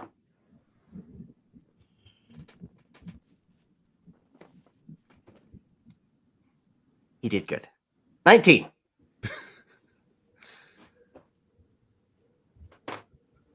KJ, Mm-hmm. Might I have the specifics of turn/destroy undead? As an action, you present your holy symbol and speak a prayer, but that's not how Petrichor works. It would be whatever Clucky would be doing. Each undead that can see or hear you within 30 feet must make a wisdom saving throw. DC 16. If the creature fails the saving throw, it's turned for a minute or until it takes any damage. Alternatively, if the creature is under. Hold on. Is this a thing that I have? Yes, it should be. There it is.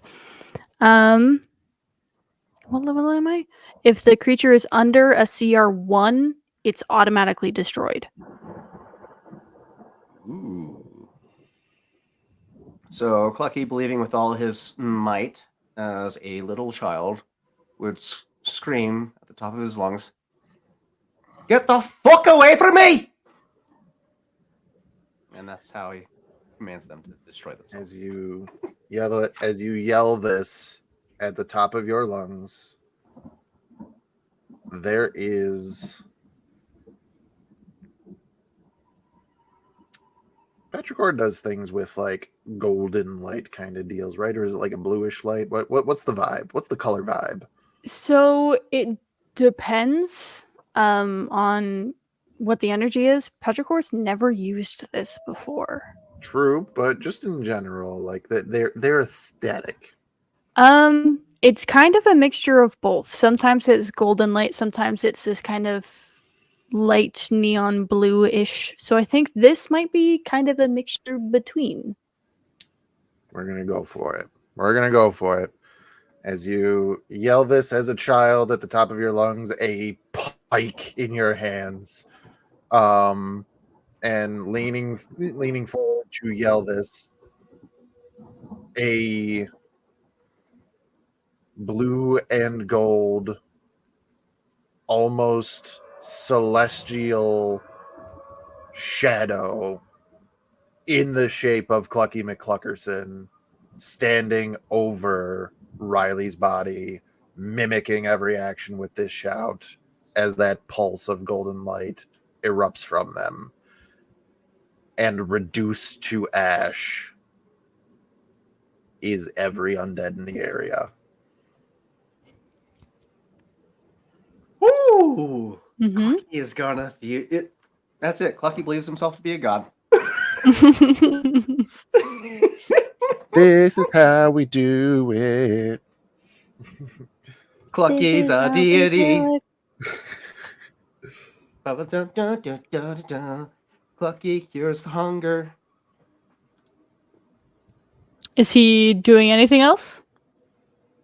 Oh, he doesn't know anything else. Yeah, no, he would just do. That's an action to do. So I doubt Petrichor. Ooh, I have bonus action shit. Just tell me what you feel like Clucky would be doing. he doesn't really understand magic though, but he would want to explore his these abilities now, these newfound powers that he has at his disposal. At his core, gut feeling, what would he want to do? Oh God. Oh That dear. is like the worst question that you could Listen, ask Clucky. with I'm an magic involved. instigator. Clucky feels like he can do anything. Like KJ, you say What you're is an he going instigator to and I try to instigate, we're do? all going to die. It's fine. What is there any bonus action spells that do damage? No. Yes. There is.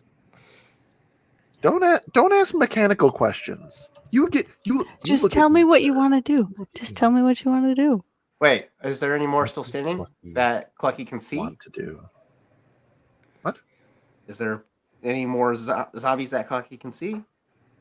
No, but there's an impending fog cloud. Gotta love the impending fog cloud. No, Throw a no, you spell don't. at it. I Oh God. Throw a spell Clucky's at gonna it. piss off the impending fog cloud and then oh God, we're all TBK. Well, we're It's like- inside, so Yeah, we haven't seen it. yeah. And you're on the From floor. His perspective, looking out the window, he can see it. Ooh. Yeah. Well, I mean, Clucky doesn't understand it, so I don't know. I mean, You were told that it was bad things. It was bad things, so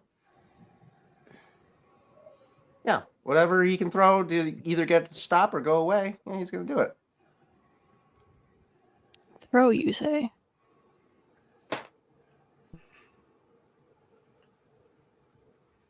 How many spells I that you got mean- that are a bonus action? I mean, Matt, You got 4 Clucky, just spells? give me a wisdom check. Yeah. That's an 18 again for a 19. there's only one that I can think of that makes sense. That's bonus Probably. action. But let me double check. Double check. Is it a Kamehameha wave? None of those. Ooh, I mean, kind of, but not really. There's only one that that one makes we sense. could thematically make work. True. Kamehameha!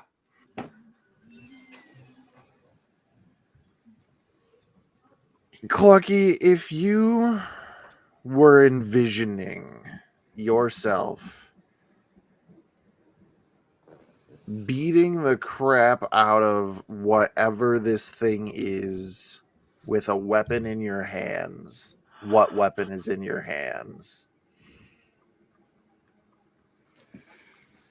He sees this giant cloud. He's imagining he needs a big. What would he want to use on a massive? I just answered my own question. He envisions a massive hammer, Smash. and he's going to smash said cloud. Smash! Roll the hit, buddy. What in the Scooby Doo laugh was that? Yes, it's the Scooby Doo laugh for me. That's a Do I need 16 to mark forever. off a spell slot, Matt? Oh, for all of this, any resources expended does not count against the original character because it like that would be insane. It's fuckery. Yeah, if somebody was burning all of Xanthi's 7th level spell slots and then I made you guys go up against a dragon, they'd be pissed. Yeah. We're going up against a would be. dragon? No, something much worse. I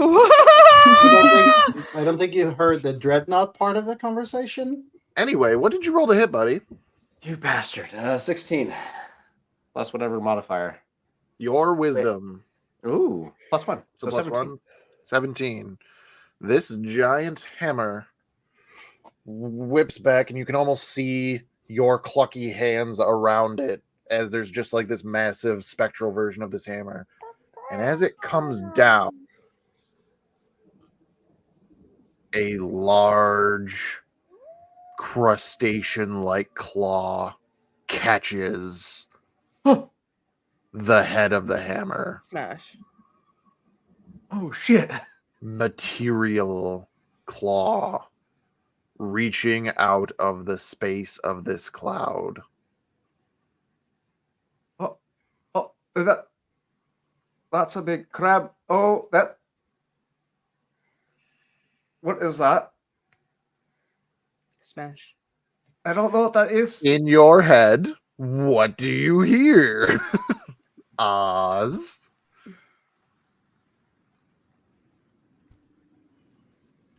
That is my nightmare. Haunted Ear says that's his nightmare. I don't know what that means. Well, it's big and scary. The temptation to end the session right there just because that fucking line was great, but I can't yet. Oh my god. That would have been fucking credits roll. That would have been beautiful, but I can't. That is Clucky's turn. Yay! The cloud gets ever closer. And anybody who can see out of the same window sees that claw throw the hammer to the side before retreating back into the cloud. And as it billows upward until it is almost 30 feet tall of this fog, I don't like that. a brief spark of light, almost like yellow lightning, before a large toothy maw coming directly for the doctor's lab. And if It's Jerry's turn. if it's going after Soul as well, Soul's the baby is in Soul's body. Girl, this thing can potentially destroy the dial. I that too, I guess, but I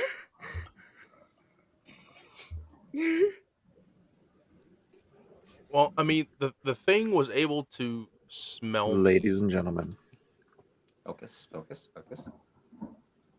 this, as I said, has brought us to Jerry the Goose's turn. Mm-hmm. How'd he do? Did Daddy do good? Say it again. Did Daddy do good? Say it slower. Did Daddy do good? Say it backwards. Yeah, but no. To answer your question, Jerry finishes his song, and at the final word, those who are paying attention see a brief spark of light.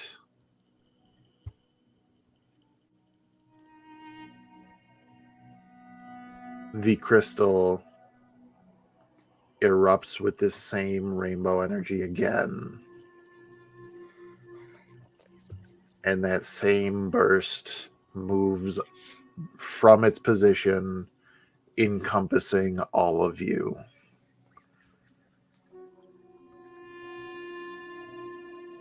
A moment later,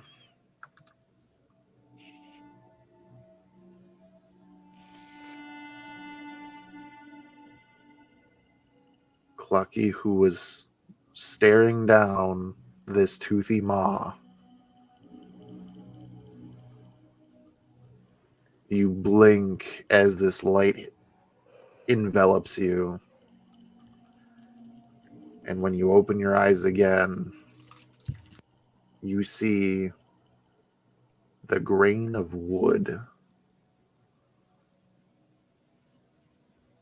as you are holding a door closed with a hand axe in your hand.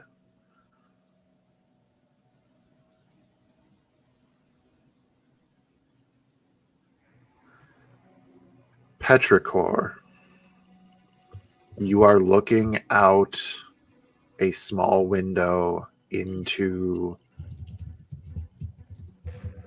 the expanse around the dimensional dial.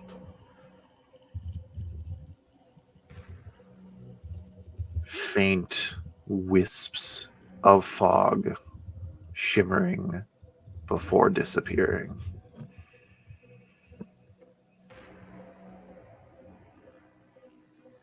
As you look at a clear landscape.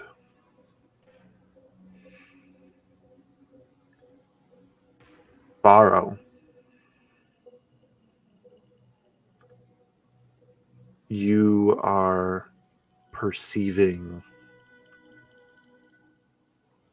a slow pulse of energy beneath the palm of your hand that pulses, pulses, pulses, and then no more.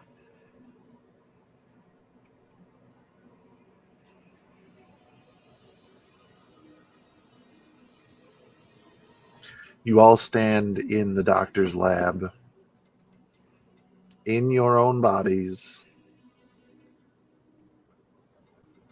the dreadnought nowhere to be found, the undead ashes, the crystal whole once again, but depleted of charge.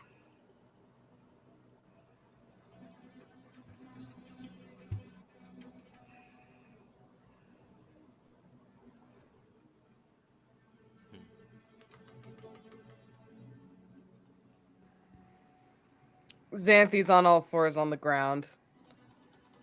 She kind of like she kind of sits for a second, What a way to break the tension. processing everything. Xanthi just like looking around. She blinks. She like touches her own body for a second. Oh, fucking thank God. And she like gets up and immediately just starts brushing herself off. Your face is really wet. Like you just woke up and you were drooling. It's disgusting. Why do my eyes hurt? I would say Borrow probably would have been very like immediate. Like as soon as he found himself within his own body, his flow of movement was taking the crystal, putting it away, making sure that the little guy was on his shoulder, and then just sort of like turning in position with his staff, like just to sense where's the danger, like Lucky automatically would've- just in that position. Crocky would have rushed from the door to snatch up his pike and get in front of Petrichor. Yank it out of Petrichor's hand. Petrichor wouldn't be holding it. Just dropped it immediately. As soon as you regain consciousness, just a whang, dang, dang, dang. Looking out the window, the cloud disappeared. It's gone. There is no cloud, no echo cloud to be seen. Clocky would turn to the rest of the group. Petrichor will take the bracelet off and put it back on Clucky. I love it. Borrow is gonna grab the bag of holding that is on Clucky. It's not. It's with Jerry. Jerry because again. remember Xanthi took it. Yeah, but it's Jerry's- empty. Yeah. The contents are all over the floor. Xanthi's Oh, gonna start He's trying jacking to all the just contents on the shovel floor. it in. Like just he's very like begrudgingly just like one item at a time, just trying to shove it all in, just like muttering to himself, just going like that was the weirdest freaking experience ever. But I feel Borrow kind of would have- calm, even Borrow though I'm would- upset. Borrow still had the sword though, like the sword. That was it. Yeah, that was in a different container, I believe. I And he mean, did not Borrow put that back. Borrow literally took it with him after they emerged from the caves. But Fair. Oh yeah, that's right. Because you tried to use it as like Deterrence. the lightsaber against the darkness. Yeah. Yeah. No. I think as you put the bracelet on, he would be finishing up what he was saying. What? The coast looks clear. I don't. How are y'all feeling? That was weird. I never, ever, ever want to experience that again. Borrow is Hello? using his senses to see if there's anything that he can perceive within his tremor sense or his senses reach. Give me a perception check. Excuse me. From now on, I'd like to be referred to as your godliness. Clucky, If you you- were using my abilities. 17. That is just things that I can do. Clucky, I'm just gonna call you Clucky. How does that sound? I like that. Yeah. Oh, that sounds good to me. Sounds good. With a 17, perceiving the area through sound, feel, tremor sense, all of your perceptiveness, there is that smell of ash in the air. There is a brief hint of ozone behind it. There is a steadiness in the ground and a stillness in the air around you, as it appears that everything has come back to rest once again. So, pointed ears, are you in my head again? Still? Are you still there? Soul rolling his eyes as he stands up. No, Clucky. And he puts a hand on his shoulder. I'm right here. Oh, shit. Oh. Now you know That how was we weird. feel. Yeah. How do you That put was up with this strange. every day? Well, Yes. Let's just never. That'd be we're a great. little bit more of a unit than you guys are. I see.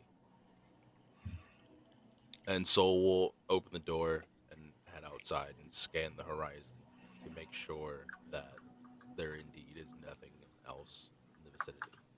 Hey, Hatchling, how do you get things done with how small you are? I could barely even hold my pike. That's because I don't do those kind of weapons. I do the magic stuff or these, and we'll gesture to the daggers that are sitting on a belt apparatus around their waist. I'll have to get so close. Yeah. I can poke it and keep them away from me. Lucky, you punched a velociraptor to death. That's true. It doesn't get much closer. But Clucky was angry. Very Clucky, you've angry. body slammed winter wolves. Mm-hmm. He also didn't have a 10-foot weapon at that time. You've suplexed a truck. Also true. Again, didn't have a 10-foot reach weapon. Jesus. Had to get close and personal. This is our life. This is our life.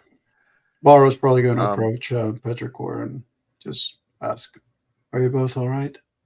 Petrichor's actually, while having banter with Clucky, is writing notes in a journal. Give me just a second. Finishes scribbling. I mean, are you okay? You were a lizard. Gecko. Mr. Cluckers? I'm all right. Yes. Mr. Cluckers.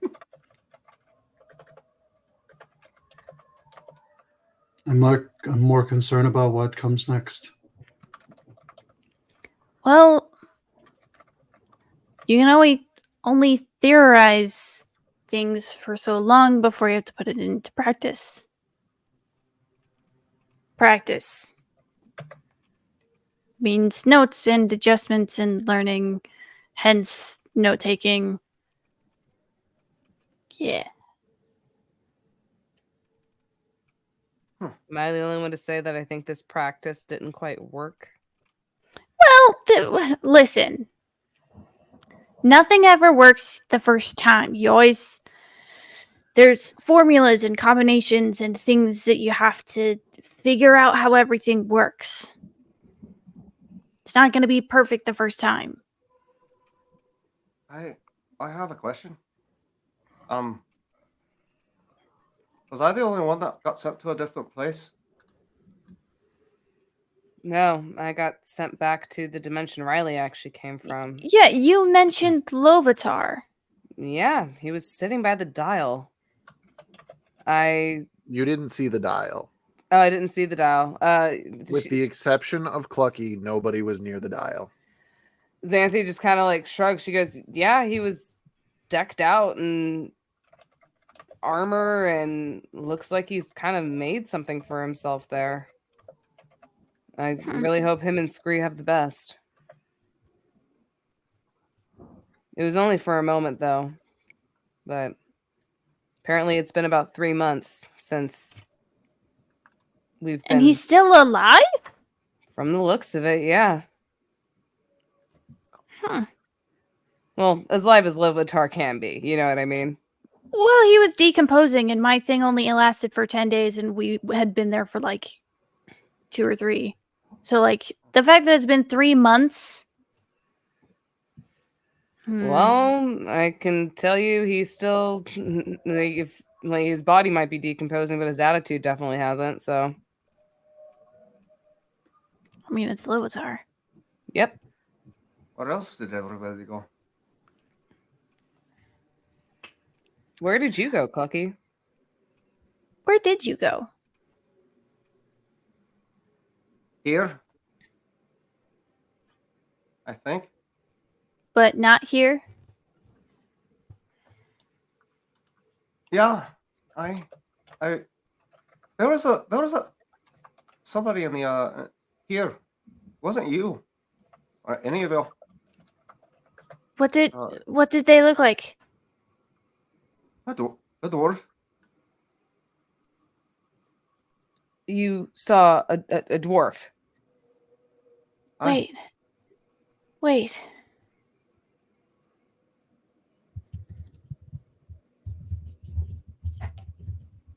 Before you get worked up, it was they weren't with us. They had passed on. What?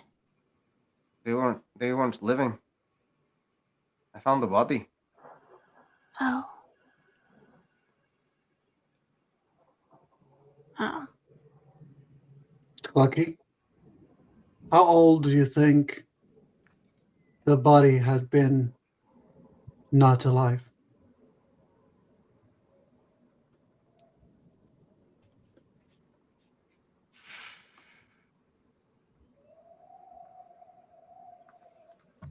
Hang on, buddy. Yeah. I was about to message you, but I don't have W's. That's still such a funny concept to me that your W does not work.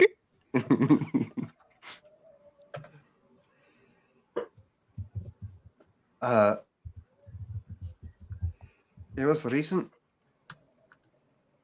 The blood was spilled recently. So not a natural death. I didn't have that much time to look it over, but yeah.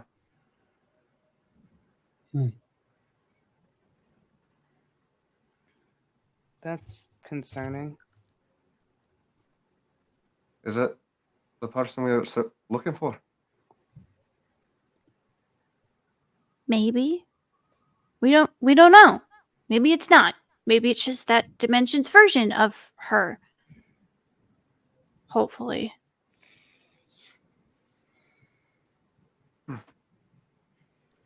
Soul Right. comes back in, overhearing some of this conversation.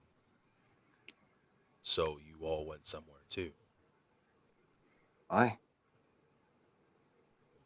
Where did you go, Soul? It was a world of uniformity. Everything similar and made of glass. There was this impossibly large construct of some sort. It saw me.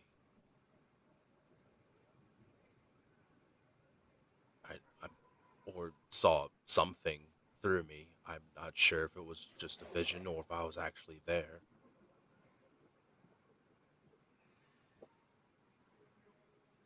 Have you experienced a world made of glass before? No? Well, not glass, but it was like cold and wet. I guess that's ice. That was winter. That wasn't. I think you might have gone to one of, if it's based on my theory, one of the dimensions we haven't been to yet. Well, it seems that you have more trials ahead. Yeah, that's comforting. I'm afraid we will need to think about the trials that are closer to us. I do not think we can stay here. And I fear the perils of these places outdoors are more that we can sustain, which, unless anybody has other ideas, may force us back to the city. Seeing as how our combined powers haven't worked, we need something more stable. Well, more it's powerful. not that they didn't work. Just didn't work the way we wanted it to. Technically, it did work. We each went somewhere. That's on the dial. But we obviously don't have a consistent or strong enough source of energy for it to completely charge the crystal. We can't risk something sporadic or especially ending up in each other's bodies like we did last time while another fucking monster is chasing after us. And honestly, at this point, I feel like going back to the city isn't really going to help us considering we are probably wanted criminals. I didn't do anything wrong. That's not entirely true. Is it Soul? Say that to the squad outside of your shop. Well, They what were used here to be for your me. shop. They were there for me. You did make all of us emerge with that You image, did. though. We don't know that. You Ground raising his hand. Noctis wants to say something. What do you want? Uh-oh. Oh Oh. no. The timing. We'll never know. Okay, he's back. There we go. He's back. Okay. I guess that my Wi-Fi is being weird. It kind of had me out for a second. Mhm.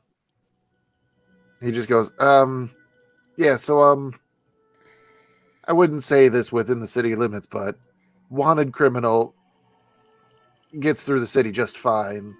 You just got to know where to go. Where do we got to go? Do you have anything that would help with this, Goose, or are you just gonna sit there and look stupid?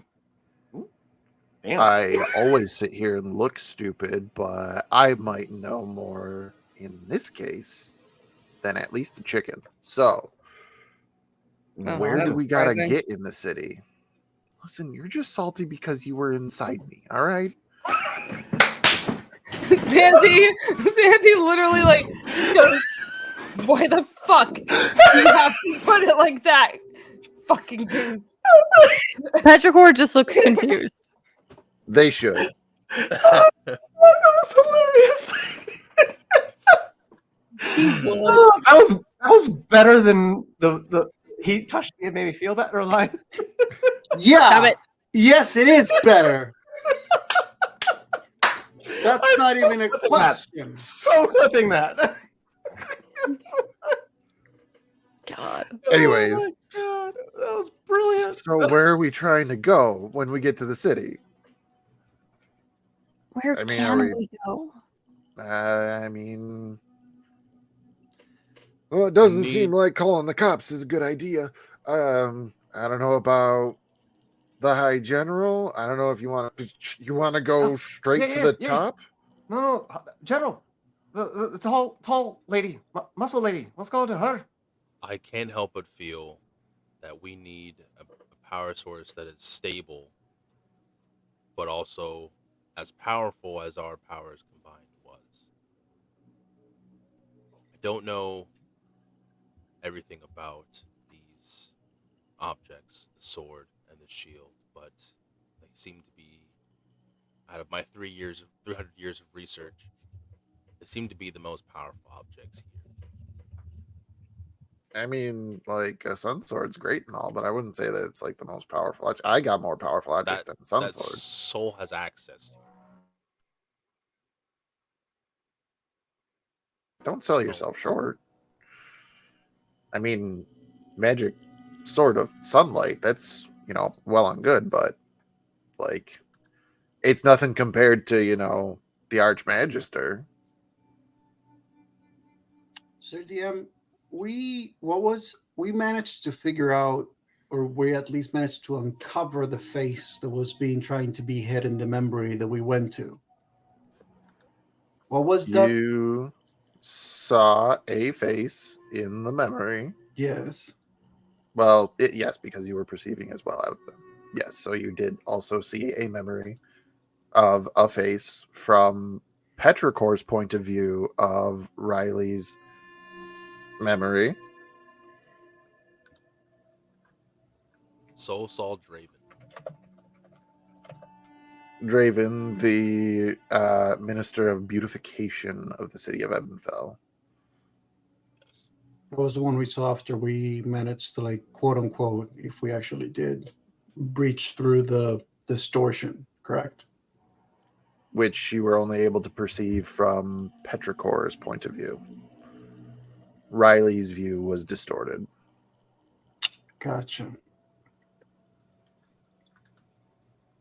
Are we discussing The dream memory. Are we openly discussing this? I I was think right just now getting- it's just We're getting I was logistics. just I above was board. just clarifying. I just Getting needed to logistics, clarify okay. a couple Got of it. things about that. Well, I think we big undead lady. She wanted the sword. We have the sword now, and we can go to her. Plus, I said that I'd fight her. Clucky, I'm gonna be honest. Like walking into the building of one of the most important individuals will probably again just lead us to ending up in handcuffs.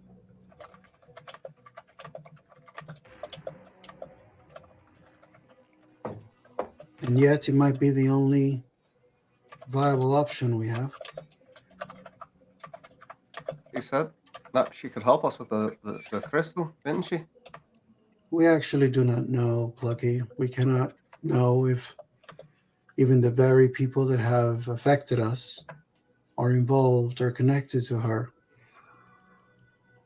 There is a part of me that feels as though it might not be unwise, or at least it might be possible that engaging in dialogue with her might bring a result. But there is something I would like to attempt to do before we proceed further with any of these decisions. But for that, I'm going to need one of the undead creatures. Well, I just commanded them all to die, so I mean, it's gonna be hard to do.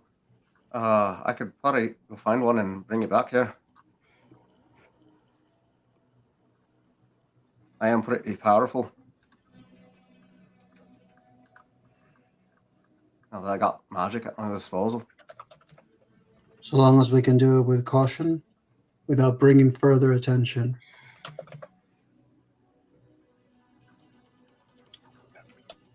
Well, you all stay here. I'll go fetch him. He can't hurt me too much. Are you going back Alright. to the city? No, I'm gonna go get him. He just asked for one of those walkers. I'm gonna go get it. We could use one in the city as well, so long as we can remove it from attention without being perceived. We go back to the city. What do you want? You want me to bring it back to the city? Or you want me to bring it back here to you?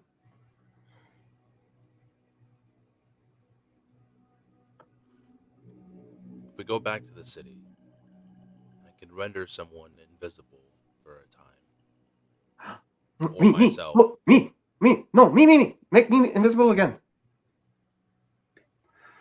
I could also cast a spell of suggestion in order to coax this undead to help us. There's a chance that it might be safer to attempt this not within city walls. And you see Baro actually just draws the sunblade, the blade in question that has been coveted all this time. Xanthi raises a brow, watching.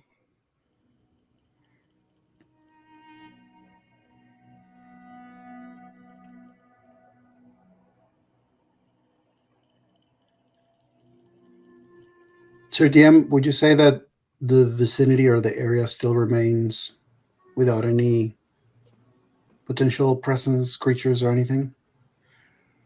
Beyond all of your perceptions, you have not had any sort of detections of anything other than your party members.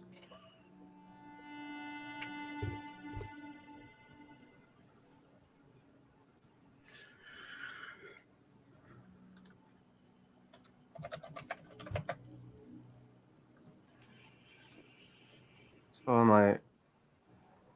I getting one of these walkers, or are we? What's the plan? Petrichor, you are still able to communicate with the others, yes? What do you mean? The devices, like the one that I had. You have another one. I gave you another one.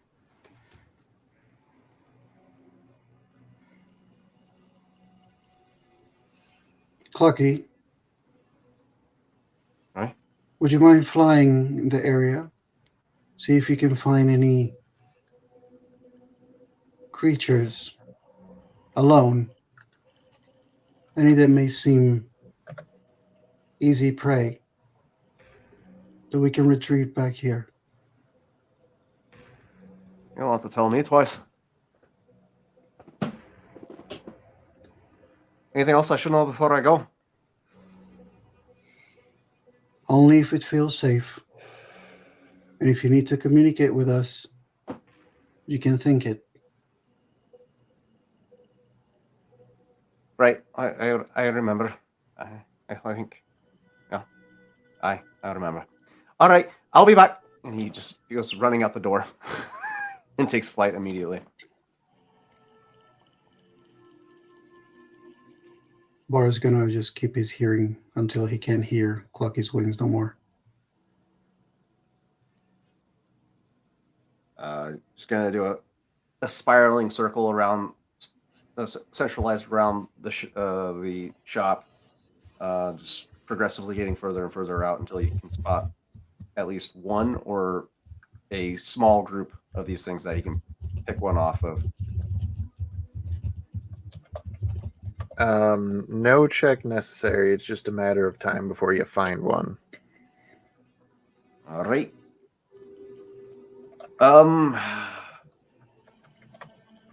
Knowing that these guys get kind of hurt when they do hit, so Clucky will do a dive bomb, and as he's diving in, enter a rage and grapple one and take flight.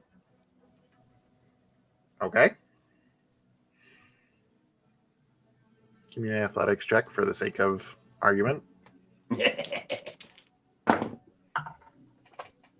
26. Yep. And then, yeah, we'll spend the rest of the flight back towards the shop, maintaining the grapple, and bring them back to the. I'm going to say that Baro is probably going to step outside as he's just waiting to hear the approach of Clucky once more.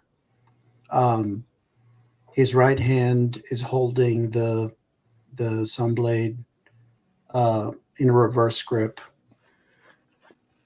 and just waiting on Clucky to be heard. And then whenever he brings whatever he's bringing, Baro is basically ready to attempt a strike on it with that sword.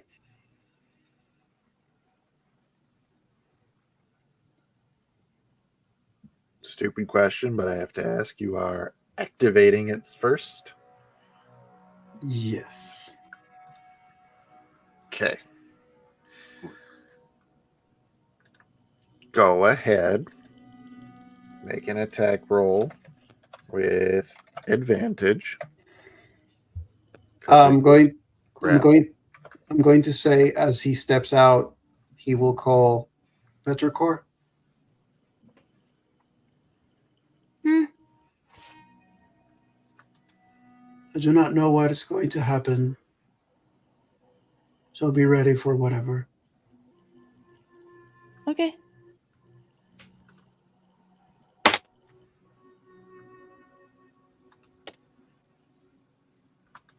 Ooh. It's a total of 29. Smash. Super hot. So basically, it would probably be like as Clucky landed and like dropped the thing without before the thing can even like fully drop. Borrow basically just did a quick swipe with the sword at this thing. Double smash. You holding it one-handed or two-handed? One-handed. Roll 2d8s and add your dexterity modifier. Delicious.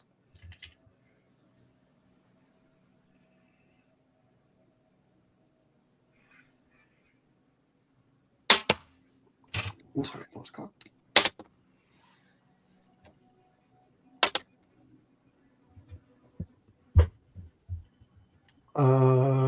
17. You strike this creature and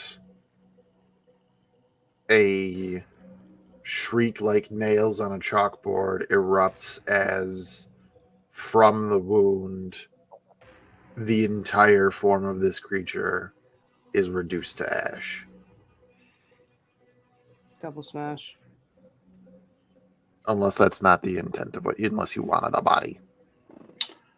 No, I don't want to punish what you for being what too Borrow is trying to what Borrow is trying to gauge with this is, since he was able to sense something necrotic from the sword attacking an undead, is this potentially what he felt was within the sword?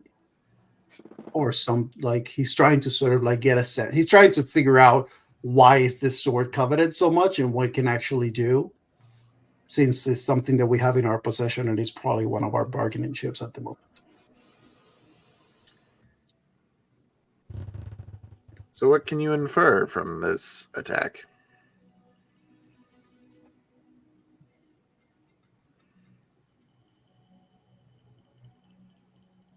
You said that from the wound it turned to ash?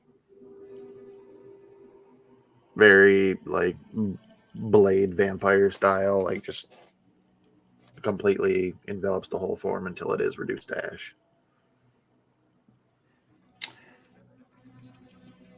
I mean, that to me comes across more as radiant energy affecting dark necrotic energy, which makes Borrow feel as though it may not necessarily be the answer of what he's looking for in the sword. I'd say that's a pretty safe bet.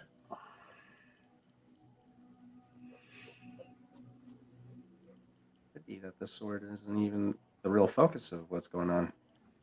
But Clucky doesn't know that. Borrow, out of curiosity, I don't know if this is going to do anything. If it's just ashes, Borrow is going to attempt to just move the blade and sort of like with the tip of the blade, and is going to try to place it where he believes some of the ash may have fallen, just to see if it does anything.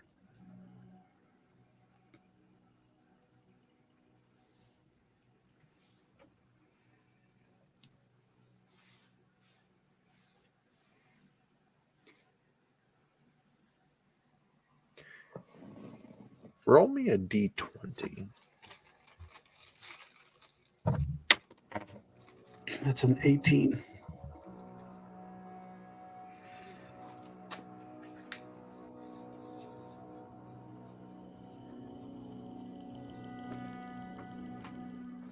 You are basically using the tip of the blade to trace the ashes on the ground, a swirling pattern, as you're pretty much pondering to yourself,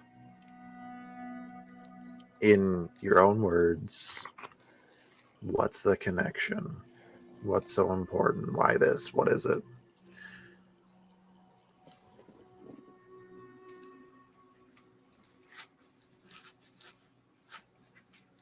And it takes a moment.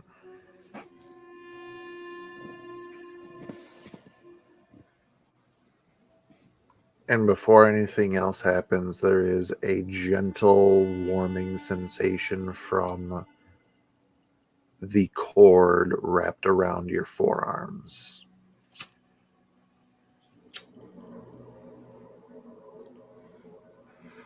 Oh, is Sky Daddy speaking? Trying to get there, Taylor.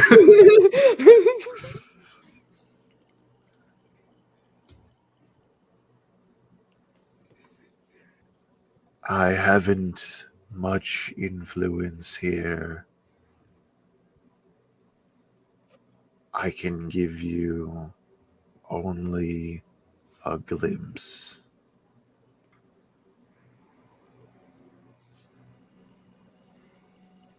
Show me. Scenes flash. First of the sword. Stagnant in a black void. And after a moment, the blade igniting with sunlight.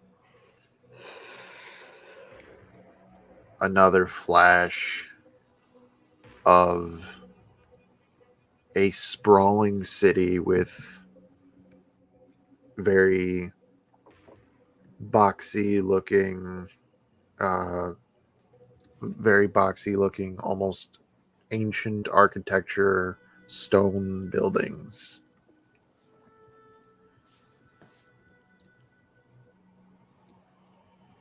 Another flash.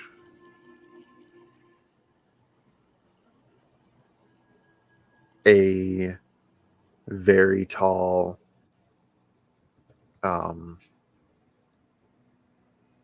Shadarkai woman clad in half plate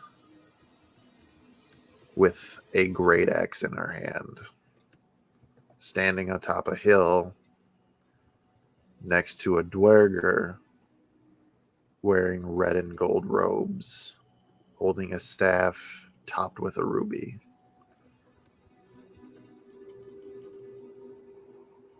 Another flash, and you see a kite shield seemingly made of gold with different inscriptions and a visage of some type of bird upon it.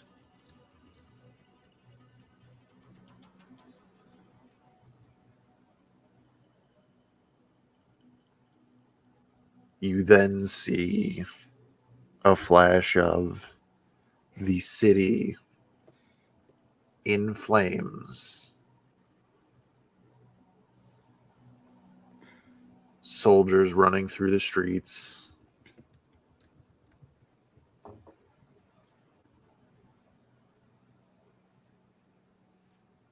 And then these two individuals, the Shadarkai woman and the Dwarger, being presented with this sword and this shield. Then a flash of just the quick motion of the sword being sheathed behind the shield as if it was on a forearm, with the pommel sticking out of the top, and the sound of a satisfying click in place, followed by what you can only guess is the hum of arcane magic. A flash of these items being presented to a lithe drow individual wearing black robes with purple accents, their hair tied back tightly, and a small nod. The next flash is an up-close vision of this drow's face. You can see every wrinkle, every detail, the color of his gray eyes, the countenance on his face.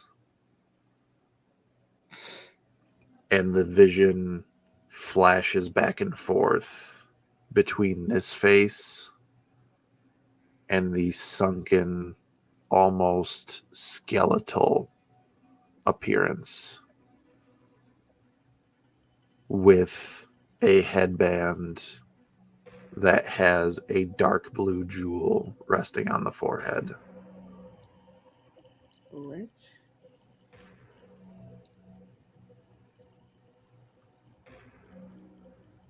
This is the vision that you are granted.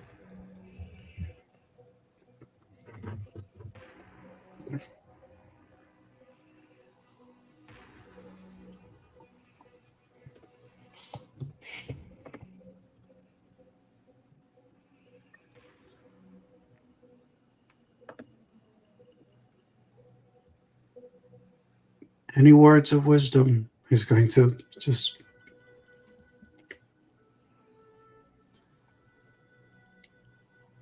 There is no response. Papa said always not to swallow the rocks because it's bad for their digestion. I don't know what digestion means, but Clucky's wisdom of the day.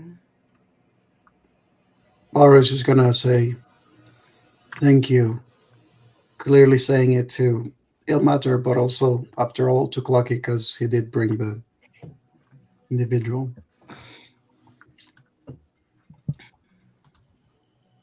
And then he gestures for Clucky to come back inside with the rest. no problem.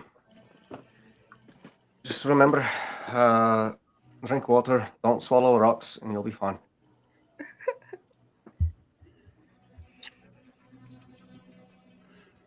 Sir DM, the Dwargar that I saw with the red robes, is he any of the faces that we have seen? That Barrow has seen? No. Damn. Oh man, the setbacks Damn. of being blind. No, I mean, I have seen them because it was during the memory. So I was actually able to see Not them. this one. Not this one. That's why I'm asking if it was one of the ones that I saw in those visions. But it's somebody that the party has seen, is what I'm picking up. In a Jerry. manner of speaking. Barrow is going to come back inside with Clucky, close the door, and I'll say he's gonna relay that, like, just gonna pass on the information. He's just going to say, I was able to see something about this. Oh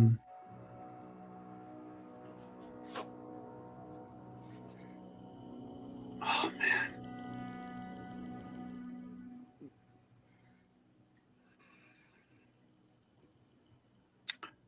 Barrow becomes silent. He's struggling right now because he's not sure whether or not it's safe to share the information.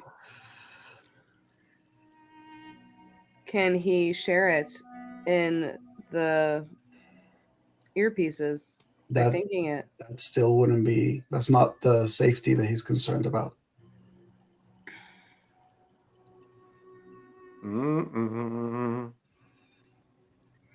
Plot in hooks. Your head, in your head. Not appropriate, Matt.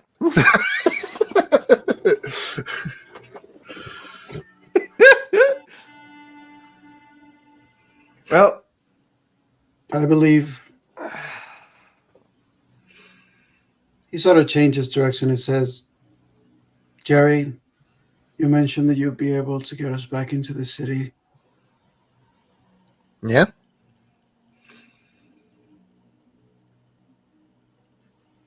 I think, Oh, like right now. Okay. He just starts walking towards the door, all right. thinking that it's time to go.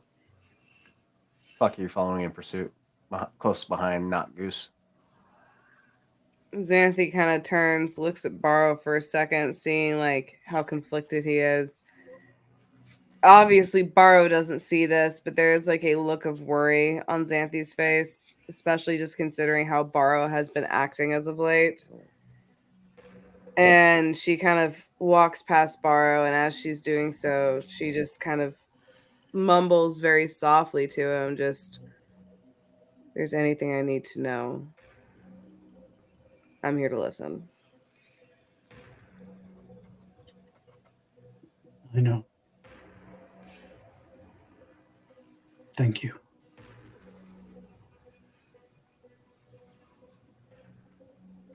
Laura's attention is going to be on Petrichor after that. Matt, I threw an idea at you a while ago and you still haven't fully answered me. I feel like I have the vibe of what the answer might be, but I'm still gonna try for it. If you'll give it to me. Goddamn secrets. I mean, you just said you're going to try for it. Smash. So if you want to try, you can try. I think it's more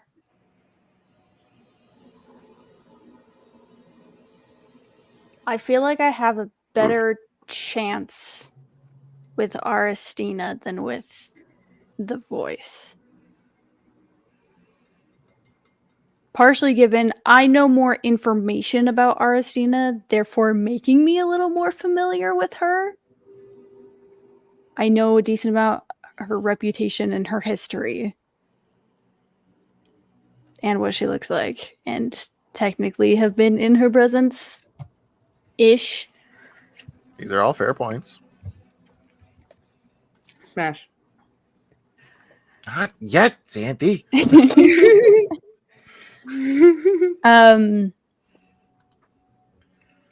Petrichor, as everyone was kind of shifted towards the front door, is sitting at the edge of the dial on a stool that they'd pulled over. And is facing away from the door and seems to be muttering to themselves. This is so comforting. Can I perceive what the muttering is? Let's make a contested roll of it. More tomfoolery? How delightful. What would that be for me? Sleight of hand? It's verbal speaking. Stealth? That's the best that we can do for you. Wouldn't that be deception? I'm not lying for to lying. you. I'm just trying to hide. I'm gonna And take advantage stealth. I'm gonna take advantage of the fact that little guy's on me. This is fair. Motherfucking using my little guy against me. Then I'm gonna use the Cheater, No. pumpkin eater. how dare. Hey, when it Use comes this to Barrow and time. the baby, he's gonna use any advantage he can. He absolutely will. I'm going to use this time to inquire with Goose how he acquired the moniker Goose when he's That'll not- be 32. 24. I'll text you. So close. I'll text you. I'll text you and All Matt that- both what it is. Fair. While that text is happening, he's just gonna kind of like be sitting there. Like, I imagine this conversation going for a bit because he's just like, no, like say it slower. Guzman. Guzman. Yeah, if you say it really fast, it sounds like, but like if you say it slow, so it kind of sounds like goose in the beginning, right? It sounds like goose. Not Yeah, but goose. like if you kind of, yeah, but like they're close, right? Like they rhyme ish. I mean, I'm not a poet or anything. I'm not trying to say that. Also, I didn't give myself this name. Xanthi is somebody called me literally that. like over by the wall. She is like slamming her head against the wall. Oh, over we're and out. again. We're outside walking right now. Oh, okay. Xanthia has stopped and found a wall, constructed a wall of her own using mortar and brick.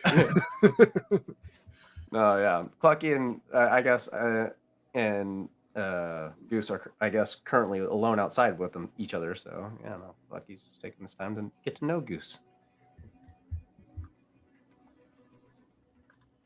Oh. While secrets are going down, apparently. Secrets. Whispers. So those of you tuning in, secrets is a very common theme in this group. It's kind of frustrating for an avian creature that's open like a easy to read like an open book. I want to know. I'm not good at knowing people.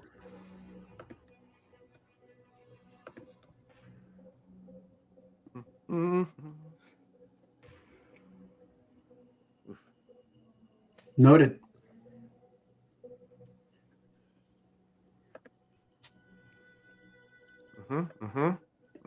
We'll listen till there's nothing to listen to.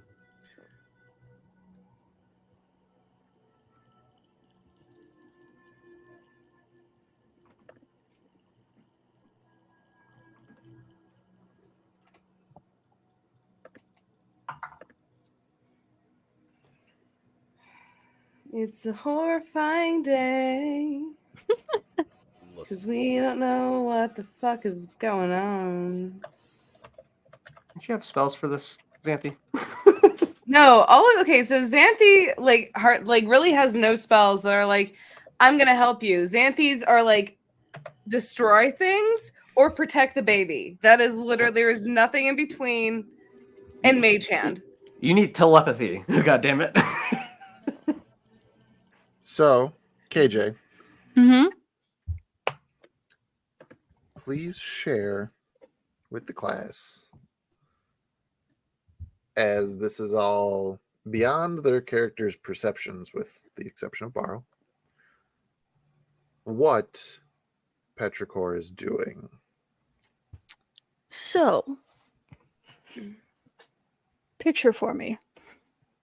The camera turns to show Petrichor's face, zooming in, and very softly under their breath, not quite a whisper, but just in a soft, quiet tone,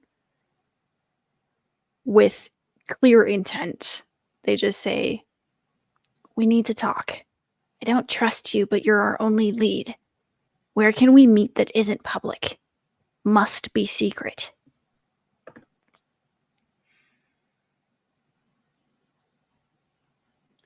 What is going on? You whisper this, and as you described it, the camera is slowly panning in.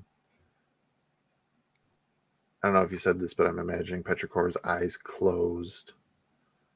Camera getting ever so closer. Until focusing only on Petrichor's eyes. The silence deafening.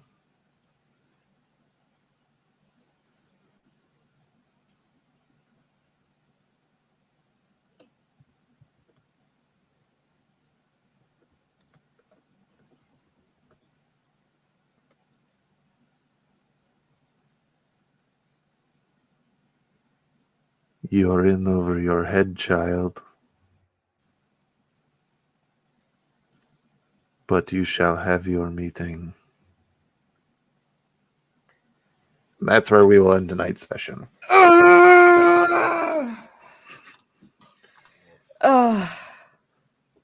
Thank you, everyone, for tuning in. Thank you to the new friends that we have, the raiders that have come in and stayed for a while.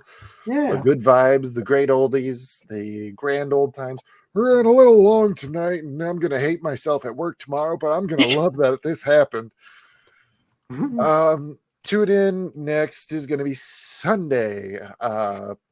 We are going to be doing Frontiers of Eberron, our Weird West campaign that takes place in the setting of Eberron. You're going to see a lot of these familiar faces there. It's going to be good times, great oldies, and we will see you next time again. To Be Diced Adventures. Thank you all very much, and good time zone wherever you are in the world.